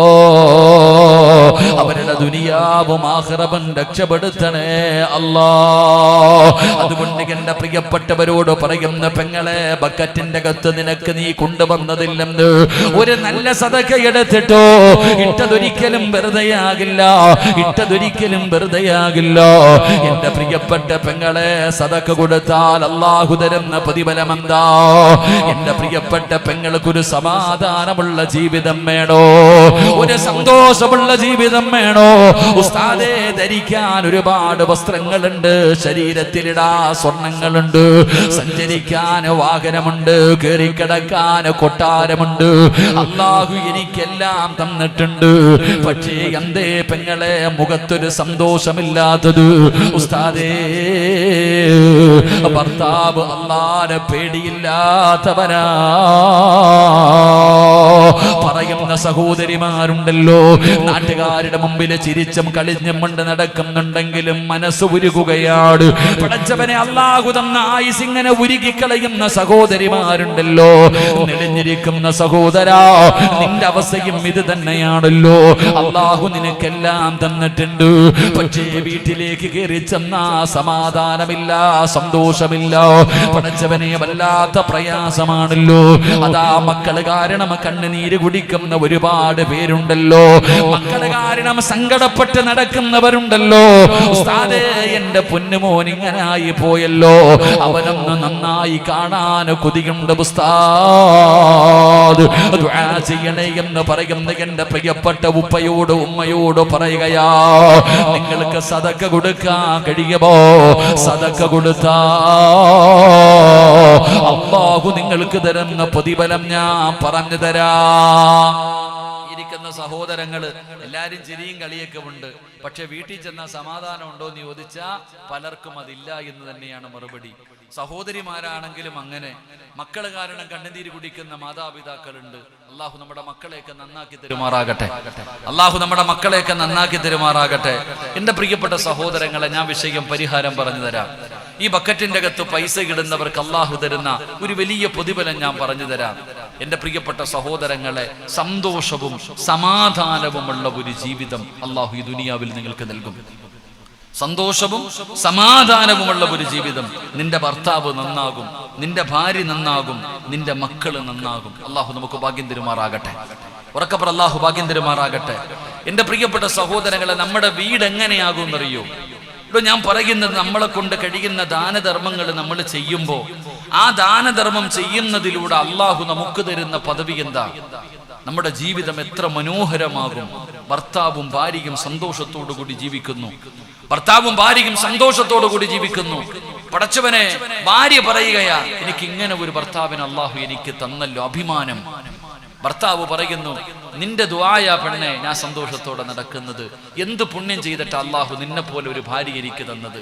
മാതാപിതാക്കൾ പറയുകയാ, നമ്മുടെ പൊന്നുമോൻ അൽഹംദുലില്ലാഹ് നല്ല ഒരു മകനെ അല്ലാഹു എനിക്ക് നൽകിയല്ലോ. മക്കളിലൂടെ ഇസ്സത്ത് നൽകുന്ന ഒരവസ്ഥ അല്ലാഹു നമ്മുടെ വീട് അങ്ങനെയാക്കി തരുമാറാകട്ടെ. അല്ലാഹു നമ്മുടെ വീട് അങ്ങനെയാക്കി തരുമാറാകട്ടെ. അല്ലാഹു നമ്മുടെ വീട് അങ്ങനെയാക്കി തരുമാറാകട്ടെ. എന്റെ പ്രിയപ്പെട്ട സഹോദരങ്ങളെ, നമ്മുടെ വീട് അങ്ങനെയാകും. നിങ്ങൾ എന്താ പറയുന്നത്?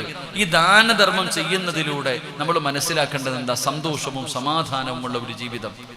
നമ്മൾ എത്രയോ ചരിത്രങ്ങൾ പഠിച്ചവരാ, എത്രയോ ചരിത്രങ്ങൾ സാക്ഷിയായവരാ. അതുകൊണ്ട് ഞാൻ പറയുന്നത്, നമ്മളെ കൊണ്ട് കഴിയുന്ന രീതിയിലുള്ള ദാനധർമ്മങ്ങൾ നമ്മൾ ചെയ്യുക. പാപങ്ങൾക്ക് കൊടുക്ക്, പള്ളികൾക്ക് കൊടുക്ക്, മദ്രസകൾക്ക് കൊടുക്ക്, രോഗികൾക്ക് കൊടുക്ക്, യതീമീങ്ങൾക്ക് കൊടുക്ക്. അൽഹംദുലില്ലാഹ്, നിങ്ങളുടെ നാട്ടിൽ എത്ര കുട്ടികളാണ്? 90 വിദ്യാർത്ഥികൾ പഠിക്കുന്നുണ്ട്. ഇപ്പോഴും പള്ളിയിൽ തന്നെയല്ലേ കിടക്കുന്നത്? ഒന്നാലോചിക്ക്, 90 വിദ്യാർത്ഥികൾ പഠിക്കുന്നു. അപ്പൊ ഇവിടുത്തെ പള്ളി അത്രയും വലിയ പള്ളിയാ? 90 വിദ്യാർത്ഥികൾ പഠിക്കുന്ന ഒരു സ്ഥാപനം. ഇപ്പോഴും പള്ളിക്കകത്താ കുട്ടികൾ. ഇവർക്ക് സ്വന്തമായിട്ടൊരു ബിൽഡിങ്ങോ ഒന്നുമില്ല, സ്ഥലമൊന്നും ഇല്ല. പടച്ചവനെ, ഇൻഷാ അല്ലാഹ് സ്ഥലമില്ല. നമ്മൾ ആലോചിക്കുക, 90 വിദ്യാർത്ഥികൾ അവരെ പള്ളിക്കകത്ത് ഉള്ള സൗകര്യത്തിനകത്ത് കിടക്കുകയാണ്. അല്ലാഹു മക്കൾക്ക് സ്വർഗം കൊടുക്കുമാറാകട്ടെ. അല്ലാഹു സ്വർഗം കൊടുക്കുമാറാകട്ടെ. അല്ലാഹു ആ മക്കൾക്ക് നല്ല ഇൽമു കൊടുത്ത് അനുഗ്രഹിക്കുമാറാകട്ടെ. മാറ്റം വരുത്തണം. സ്ഥലമൊക്കെ ഉള്ള ആരെങ്കിലും ഉണ്ടെങ്കിൽ ഇത്തിരി സ്ഥലം കിട്ടിയാൽ പോലെ. സ്ഥലമൊക്കെ ജാഗമുള്ള ആൾക്കാരുണ്ടോ? നല്ല സ്ഥലമുള്ള ആരെങ്കിലും പറഞ്ഞു നമ്മൾ തന്നെ മേടിച്ചു തരായിരുന്നല്ലോ. അപ്പൊ ഉള്ളത് അൽഹംദുലില്ലാഹ് 10 സെന്റ് സ്ഥലമാണെങ്കിൽ അൽഹംദുലില്ലാഹ് ഉള്ളത് കൊടുക്കണമോ? ഇതൊക്കെയാണ് ജാരിയായ സദക്ക. അല്ലാതെ ബാങ്കിൽ കൊണ്ടിട്ടിട്ട് എന്ത് കിട്ടാനാ? ഞാൻ പറയുന്നത്, ചെയ്യുകയാണെങ്കിൽ നല്ല ലാഭമുള്ള കച്ചവടം ചെയ്യണം. ഒരു യഥാർത്ഥത്തിൽ ബിസിനസ്മാൻ എന്ന് പറഞ്ഞാൽ ലാഭമുള്ള കച്ചവടമല്ല ചെയ്യണ്ടേ. ലാഭമുള്ള കച്ചവടം. 1 സെന്റ് ഭൂമി വാങ്ങിച്ചു കൊടുത്താൽ ആ 1 സെന്റ് ഭൂമിയിൽ ഒരു കെട്ടിടം പണിത് കുട്ടികൾ അത് പഠിക്കുകയാണെങ്കിൽ അത് നിലനിൽക്കുന്ന കാലത്തോളം നിങ്ങൾക്ക് പ്രതിഫലം കിട്ടും. അതാ മനസ്സിലാക്കുക. ഒരാൾക്ക് കഴിക്കാൻ ഭക്ഷണം കൊടുത്തു, കഴിച്ച് തീരുമ്പോൾ തീർന്നു.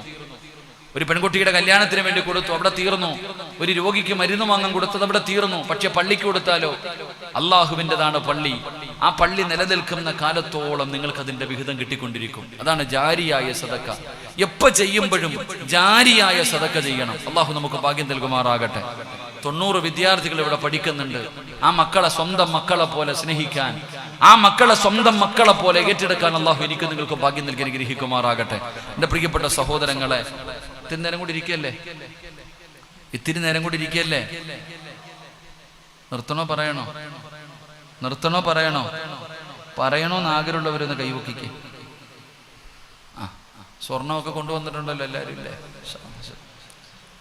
ഞാൻ ഇരുന്നോട്ടെപ്പാ. ഇതിനെ ഞാൻ മൈക്ക് സെറ്റുകാരെന്താ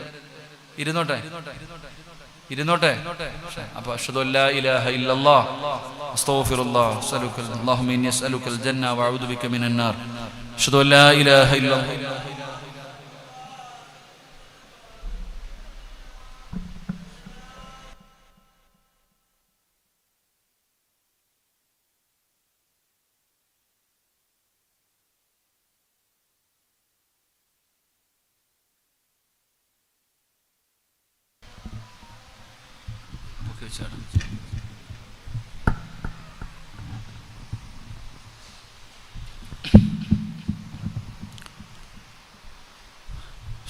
അല്ലാഹു നമ്മുടെ ഈ മജ്ലിസ് പരിപൂർണമായി സ്വീകരിക്കുമാറാകട്ടെ. എൻ്റെ പ്രിയപ്പെട്ട സഹോദരങ്ങളെ, നമ്മളെ കൊണ്ട് കഴിയുന്നത് നമ്മൾ കൊടുക്കണം. ഇവിടെയൊക്കെ നിങ്ങൾക്ക് എത്രയോ അള്ളാഹു തന്ന അനുഗ്രഹം ചെയ്ത ഒരുപാട് പേരുണ്ടല്ലോ. ഒരു 10-20 സെന്റ് സ്ഥലമുണ്ടെങ്കിൽ അൽഹംദുലില്ലാ, ഒരു 10 സെന്റെങ്കിലും ഉണ്ടെങ്കിൽ അൽഹംദുലില്ലാ, ഒരു ചെറിയ റൂം കഴുതാൽ ഈ കുട്ടികൾക്ക് പഠിക്കാനുള്ള സൗകര്യം അള്ളാഹു അതിനുള്ള വഴികളൊക്കെ തുറന്നു കൊടുക്കുമാറാകട്ടെ. എൻ്റെ പ്രിയപ്പെട്ട സഹോദരങ്ങളെ, സഹോദരിമാരെ, നമ്മുടെ സ്ഥാപനത്തിൽ 90 വിദ്യാർത്ഥികളുണ്ട്. ഈ 90 വിദ്യാർത്ഥികളെ നമ്മൾ നമ്മുടെ സ്വന്തം മക്കളായി കാണണം. നമ്മുടെ മക്കളെ പോലെ നമ്മൾ അവരെ കാണണം. കാരണം അവരുടെ നാടും വീടും വിട്ടു വരുന്നവരാ. അവരുടെ വാപ്പ മനോഹരമായ വീടുണ്ടാക്കിയിട്ടുണ്ട്. പക്ഷെ ആ വീടും റൂമും ഉപേക്ഷിച്ച് ആ മക്കൾ ഈ പള്ളിയുടെ മുകളിൽ വന്ന് കിടക്കുന്നത് എന്തിന്റെ പേരിലാ? ഇൽമു പഠിക്കാനുള്ള ആഗ്രഹം, ഇൽമിനോടുള്ള വല്ലാത്ത ഒരു സ്നേഹം, അതിനു വേണ്ടിയാ വന്നിരിക്കുന്നേ. അപ്പൊ നമ്മൾ എന്ത് ചെയ്യണം? ആ മക്കളെ നമ്മൾ സ്നേഹിക്കണം, ആദരിക്കണം. 4 ഫൈസിമാരെന്ന് ഇവിടെ നിന്ന് അൽഹംദുലില്ലാ ആദർ. അവർ ആലോചിച്ച് നോക്കിയേ, ആലിമീങ്ങളായില്ലവർ. എത്ര വലിയ ഭാഗ്യമാ സഹോദരങ്ങളെ. ഇനി ഈ കുട്ടികൾ ദുആ ചെയ്യും, മരിക്കുന്ന കാലം വരെ ദുആ ചെയ്യുമ്പോൾ അവര് പറയുന്ന ഒരു വാക്കുണ്ട്. എന്തെന്നറിയോ? അല്ലാഹുവേ, പഠിക്കുന്ന കാലത്ത് ഞങ്ങൾക്ക് ഭക്ഷണം തന്നവർ, ഞങ്ങളെ സഹായിച്ചവർ, നീ അവർക്ക് സ്വർഗം കൊടുക്കണേ അല്ലാഹ്. മരിക്കുന്ന കാലം വരെ ദുആ ചെയ്യും. ആരാ ഭക്ഷണം കൊടുത്തത് എന്ന് പോലും അവർക്കറിയില്ല. ഞങ്ങളൊക്കെ ദുആ ചെയ്യുമ്പോൾ പറയാറുണ്ട്, പടച്ചവനെ, പഠിക്കുന്ന കാലത്ത് ഭക്ഷണം തന്നവർ, സഹായിച്ചവർ, വസ്ത്രം തന്നവർ, നീ അവർക്ക് സ്വർഗം കൊടുക്കണം. ആരാണെന്ന് പോലും ഞങ്ങൾക്ക് അറിയില്ലടോ. മരിക്കുന്ന കാലം വരെ ദുആ ചെയ്യും. അതല്ലേ ദുആ?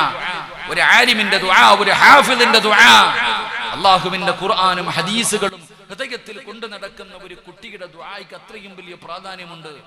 അതുകൊണ്ട് 90 വിദ്യാർത്ഥികൾ ഇവിടെ പഠിക്കുന്നു. ആ മക്കളെ നിങ്ങൾ സ്വന്തം മക്കളെ പോലെ തെരഞ്ഞെടുക്കാൻ കഴിയുമോ? സ്വന്തം മക്കളെ പോലെ നിങ്ങൾ ആരെങ്കിലും തെരഞ്ഞെടുത്താ അല്ലാഹു നിങ്ങൾക്ക് തരുന്ന ഒരു പ്രതിഫലം ഞാൻ പറഞ്ഞു തരാ.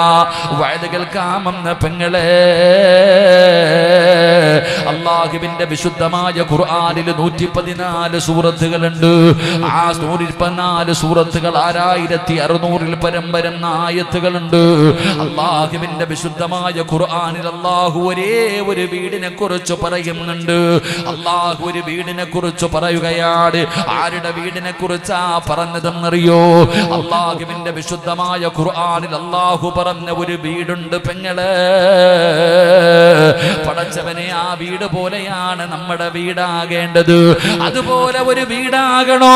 ഇന്ന് വഅദ് കഴിഞ്ഞിവിടുന്ന് പിരിഞ്ഞു പോകുമ്പോ അല്ലാഹുവിന്റെ പരിശുദ്ധമായ ഖുർആൻ പറഞ്ഞ വീട് പോലെ നിന്റെ വീടാകണോ? ഈ 90 മക്കളുടെ കൈപിടിക്കാൻ നിങ്ങളെ കൊണ്ട് കഴിയുമോ? ഈ 90 മക്കളെ സ്വന്തം മക്കളെ പോലെ സ്നേഹിച്ച അല്ലാഹു നിങ്ങൾക്ക് തരുന്ന ഒരു പ്രതിഫലം ഞാൻ പറഞ്ഞു തരാ. മഹാനായ അബൂ തൽഹ റളിയല്ലാഹു തആല അൻഹു, പടച്ചവനെ ഉമ്മു സുലൈം റളിയല്ലാഹു തആല അൻഹ, പടച്ചവനെ ഇശാ നമസ്കരിക്കാൻ നബി തങ്ങളുടെ മുമ്പിലേക്ക് പോയ തന്റെ ഭർത്താവിനെയും മകനെയും കാണുന്നില്ല. ഉമ്മു സുലൈം എന്ന് പറയുന്ന മഹദിയുണ്ടല്ലോ, വീടിന്റെ കവാടത്തിൽ തന്റെ ഭർത്താവിനെ കാത്തു നിൽക്കുകയാണ്. പള്ളിയിൽ നിന്ന് വരുന്നത് കാത്തു നിൽക്കുകയാണ്. പടച്ചവനെ കാണുന്നില്ലല്ലോ. വാപ്പയും മകനും കൂടെ അള്ളാന്റെ റസൂലിന്റെ മുമ്പിലേക്ക് പോയതാണ്. നബി തങ്ങളുടെ മുമ്പിൽ പോയ ഭർത്താവിനെയും മകനെയും കാണാതെ വരുമ്പോ സ്വാലിഹത്തായ ഭാര്യ കാത്തു നിൽക്കുകയാ. കുറച്ച് സമയം കഴിയുമ്പോ ഈന്തപ്പന മരങ്ങളുടെ നടുവിലൂടെ തന്റെ പ്രിയപ്പെട്ട ഭർത്താവ് ഇങ്ങനെ നടന്നു വരികയാണ്. പടച്ചവനെ ഉമ്മു സുലൈമിന് വല്ലാത്ത സന്തോഷമായി. സുലൈമിന് വല്ലാത്ത സന്തോഷമായി. പടച്ചവനെ ഭർത്താവും മകനും വരുന്നുണ്ടല്ലോ. അല്ലാഹുവേ,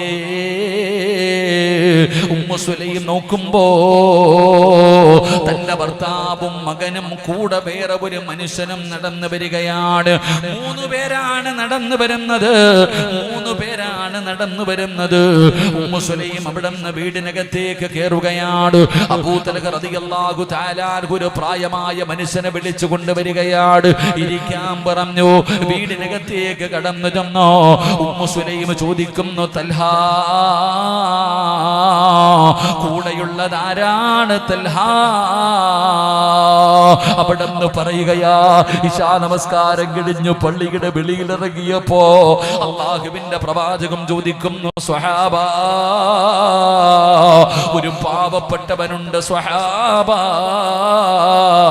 ആരാ ഒരു നേരത്തെ ഭക്ഷണം കൊടുക്കുന്നത്?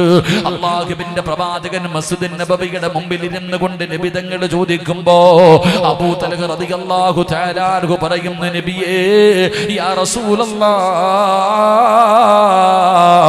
ഞാൻ കൊടുക്കാൻ നബിയേ, ഭക്ഷണം ഞാൻ കൊടുക്കാൻ നബിയേ എന്ന് പറഞ്ഞുകൊണ്ട് കയ്യിൽ പിടിച്ചുകൊണ്ട് വീട്ടിലേക്ക് കടന്നു വന്നതാണ്. ഉമ്മു സുലൈമിന്റെ കണ്ണ് നിറയുകയാണ്. ഉമ്മു സുലൈമിന്റെ കണ്ണ് നിറയുകയാണ്. എന്തു പറ്റി പെണ്ണേ? എന്താണ് നിനക്ക് സംഭവിച്ചത്? അവിടെ നിന്ന് ഉമ്മു സുലൈം എന്ന് പറയുന്ന ഭാര്യ പറയുകയാണ്, ഇന്ന് നമുക്ക് പോലും കഴിക്കാൻ ഭക്ഷണമില്ല. നമ്മുടെ പൊന്നുമകൻ അനസുണ്ടല്ലോ, അവന് വയറ് നിറച്ച് ഭക്ഷണം കഴിച്ചിട്ട് ദിവസങ്ങളായി. ആ ചെറിയ മകന് വയറ് നിറച്ച് ഭക്ഷണം കഴിച്ചിട്ട് ദിവസങ്ങളായി. അതുകൊണ്ട് ഇന്ന് നമ്മുടെ 2 പേരുടെയും ഭക്ഷണം കൂടെ അവന് കൊടുക്കാൻ വേണ്ടി മാറ്റിവെച്ചിരിക്കുകയോ. പിന്നെങ്ങനാ നിങ്ങൾ വിളിച്ചു കൊണ്ടുവന്ന മനുഷ്യന് ഭക്ഷണം കൊടുക്കുന്നത്? പടച്ചവനെ, സങ്കടമാവുകയാണ്. ഭക്ഷണം കൊടുക്കാമെന്ന് പറഞ്ഞ് വിളിച്ചു കൊണ്ടുവന്നതാണ്. വാപ്പയും ഭാര്യയും ഭർത്താവും വീടിന്റെ അടുക്കളയ്ക്കകത്തിരുന്ന് വിഷമത്തിലിരുന്ന് കരയുമ്പോ അനസ് എന്ന് പറയുന്ന പൊന്നുമകൻ ഓടി ചെല്ലുകയാണ്. 11 വയസ്സുള്ള അനസ് എന്ന് പറയുന്ന മകൻ അടുത്ത് ചെല്ലുന്നു. എന്തു പറ്റിയുമ്മാ? മോനെ,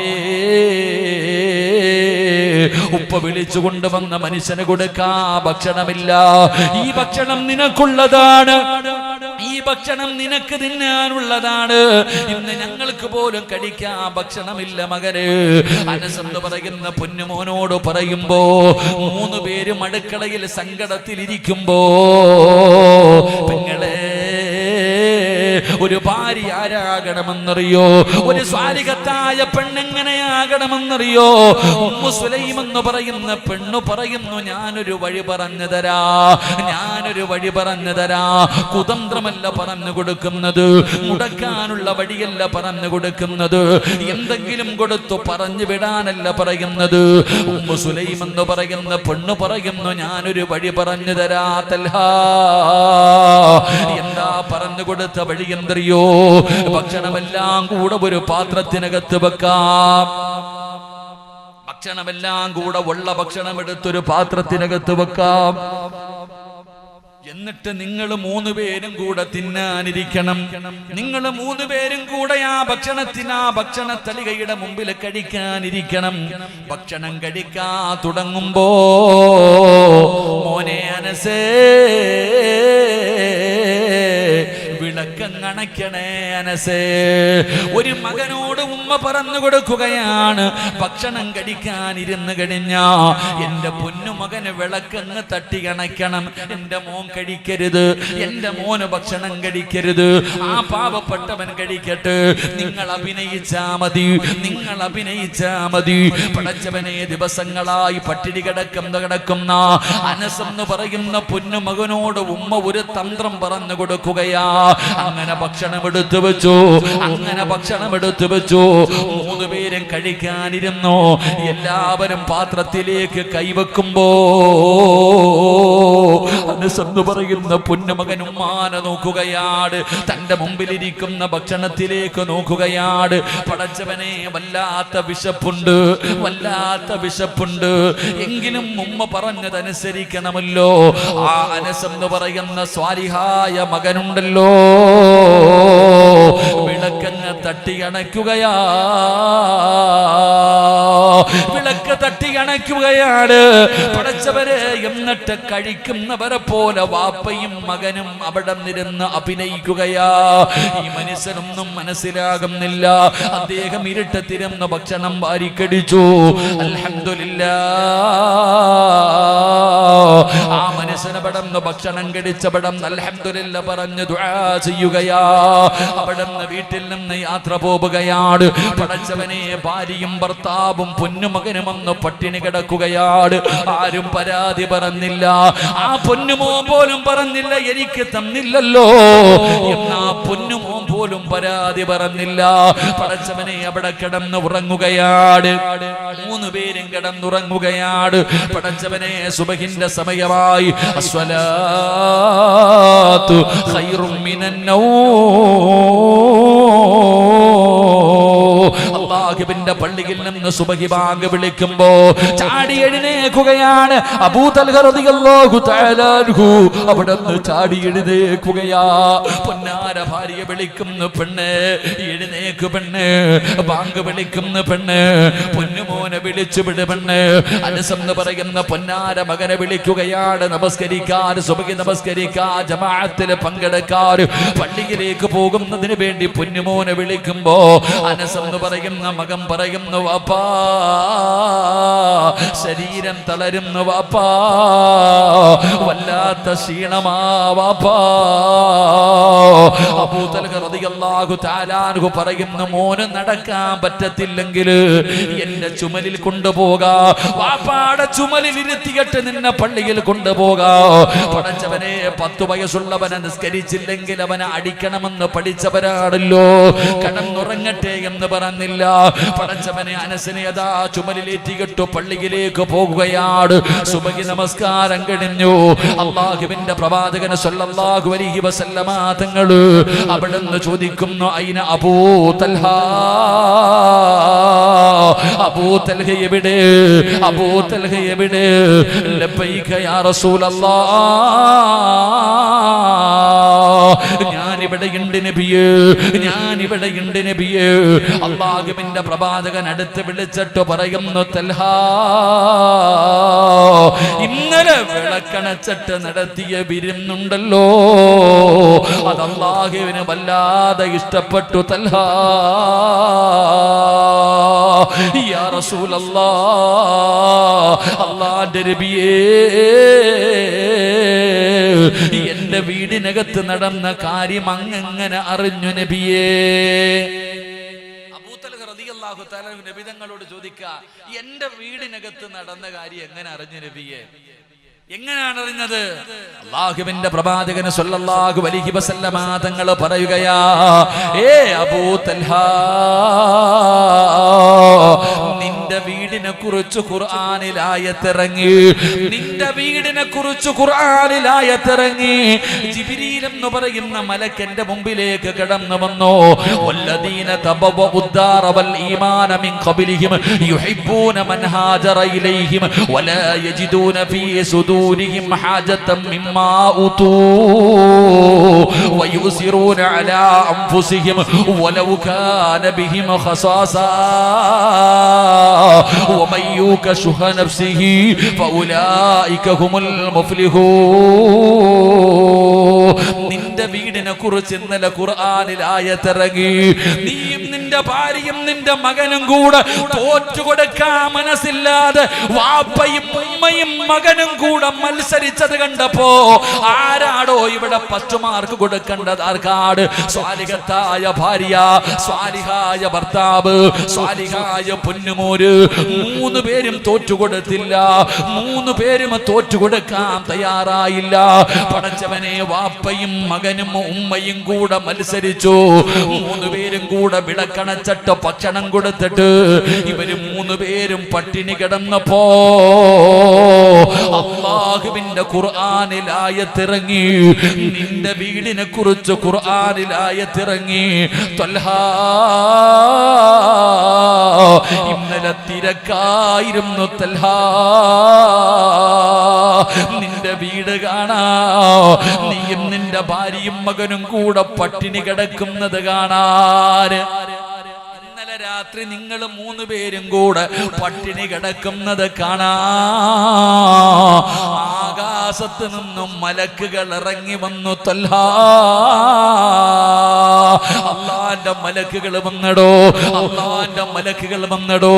എന്റെ പ്രിയപ്പെട്ടവരോട് പറയുന്നു, 90 മക്കളെ നിങ്ങളുടെ മക്കളെ പോലെ സ്നേഹിച്ച അള്ളാഹു നിങ്ങൾക്ക് തരുന്ന ജീവിതം, നിന്റെ ഭാര്യ അള്ളാഹു നന്നാക്കുകയോ, ഭർത്താവിനെ അള്ളാഹു നന്നാക്കുകയോ, പൊന്നാര മക്കളെ അള്ളാഹു നന്നാക്കുകയോ, സമാധാനമുള്ള വീടാവുകയോ. അതുമാത്രമല്ല, ഇന്ന് നിങ്ങൾ വീട്ടിലേക്ക് ചെല്ലുമ്പോ ആകാശത്ത് നിന്ന് അള്ളാഹുവിന്റെ മലക്കുകളുണ്ടല്ലോ. ജനിച്ച കാലം മുതൽ മരിക്കുന്ന കാലം വരെ പാപം ചെയ്യാത്ത, പാപം പറയാത്ത, പാപം കാണാത്ത, ലാ യഅസൂനല്ലാഹ മാ അമറഹും വയഫഅലൂന മാ യുമറൂൻ. അള്ളാഹുവിന്റെ കൽപ്പനകളെ മാത്രം അനുസരിച്ച് ജീവിക്കുന്ന പടച്ച റബ്ബിന്റെ മലക്കുകളുണ്ടല്ലോ. ഇന്ന് വീട് കാണാൻ വരുമടോ, ഇന്ന് വീട് കാണാൻ വരുമടോ.